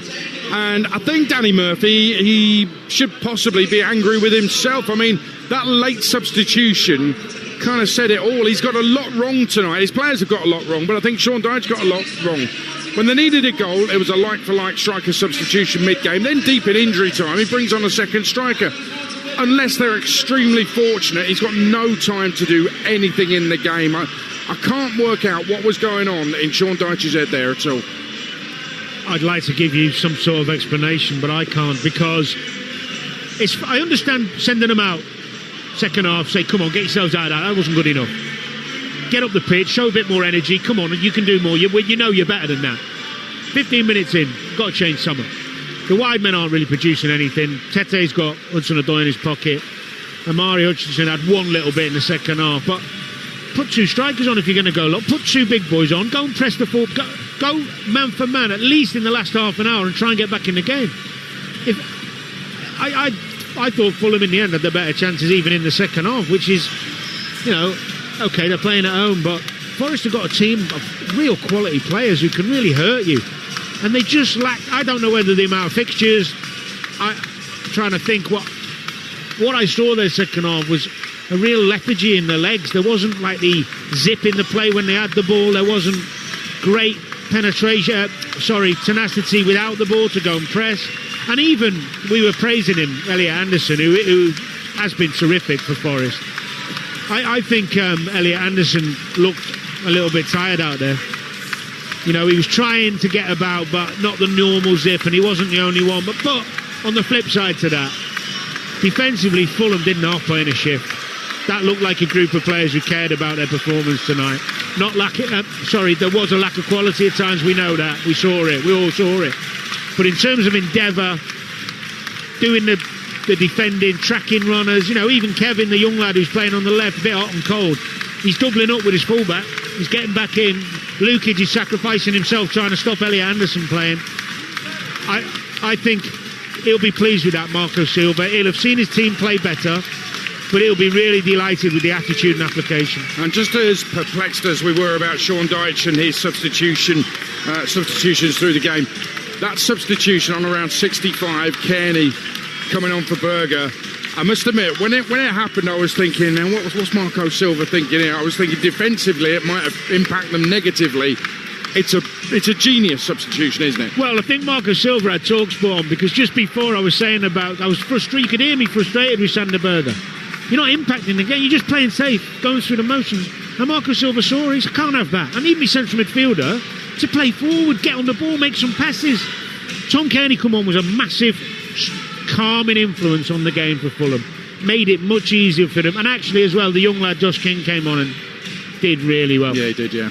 But great spot with the sub, I agree with you. Tom Kearney as well, and listen, you've got to do the right things on the pitch tactically and all of that, with the ball, without the ball. But the fans love him. So when he comes on, there's an instant positivity, isn't there? Yeah, and they love him because he's a really clever footballer who plays forward, tries to make things happen. It's not rocket science. If you're a central midfielder, try and make things happen. Don't play safe all the time. Now, as Joe just said, Fulham are 10 points clear of the relegation zone. Forest are not. They're 1 place above it, 5 points clear. We've got West Ham to come very soon, and they've got a difficult run of fixtures as well. What we know is if they keep playing like this, they could be bang in trouble. Well, what did we say before we were talking about it? We could have a different opinion in a few weeks. How about 90 minutes? Yeah. Well, we have, yeah. I haven't seen them play that badly since earlier, since Dyche's come in. Not that I can recall. Maybe you can recall one, but they've been on a good run where they've shown a real appetite for the game and an energy and creativity. Everything about them has been good recently. That was way off it, and I expect an improvement, a big improvement. But he won't be happy with that, Sean Dyche. We could all see how poor they were. They were dreadful. You've got to pick a man of the match very shortly. Meantime, I'm going to get the full time from AFCON. Talksport, Ian Abrahams. Egypt 2, Zimbabwe 1. Mo Salah's 62nd goal for his country. A minute into stoppage time at the end of the game won it for Egypt. He had a quiet evening, if the truth be told, Salah, but he was there 12 yards out to sweep the ball home and give Egypt the win. They'd fallen behind after 20 minutes. Prince Dube firing Zimbabwe ahead. It took until the 64th minute for Manchester City's Omar Mamouche with a thunderous effort from inside the box to level, and then it was all down to Salah. You cannot keep this man out the headlines. It finished Egypt 2, Zimbabwe 1. And here at Craven Cottage, it finished Fulham 1, Nottingham Forest 0. Just a very quick one on the penalty. I meant to ask you at half-time. Douglas Luiz has kicked Kevin, and Kevin has gone down. But was the contact enough to make a player go down? And I'll bring to mind Saliba on Tieno Barry at the weekend, where the penalty wasn't given, even though Barry was kicked. I understand your point of view, yeah. I think it's a 50-50 one. If it wasn't given, I wouldn't be upset. And I'd be disappointed if it was given against me. But the stupidness of the kick and the tackle, what can you do? You know, you can't really complain, because you know these days if there's contact and it looks a genuine kick against the shin or the foot and you go down, you're done. I agree with you, 50-50. Yeah. And he's given it today. Anthony Taylor's given it today. It wasn't given at Hill Dickinson at the weekend. But time now for us to pick our man of the match with Enterprise Rent-A-Car. The Here For It hero on Talksport with Enterprise Rent-A-Car. Whatever it is, we're here for it. O'Hara and Cundy are standing by. 03717223344. But Danny Murphy, who's your man of the match? Well, there's a lot of good performances. Lukic, I said, put himself about. 2 centre-halves were good. And I thought Fernandez, sorry, yeah. Who scored? Jimenez. Sorry, it's been a long... Do you know what? My mind went blank then, sorry. You've got so much football going on in your head. Jimenez did really well, but he missed a couple of chances. I'm going to give it Kenny Tete, because I thought defensively he was outstanding against Hudson-Odoi, one of their most dangerous players. And he's good going forward as well. He's slick, he's calm, he's a cool head in this team, and he was outstanding. I love that choice, because Callum Hudson-Odoi started the game quite well. Yeah. And Kenny Tete thought, hang on, I've got to step up here, and he absolutely did, didn't he? Class. It was a class performance. Brilliant. Kenny Tete, our Here For It hero. Man of the match from today's game with Enterprise Rent-A-Car.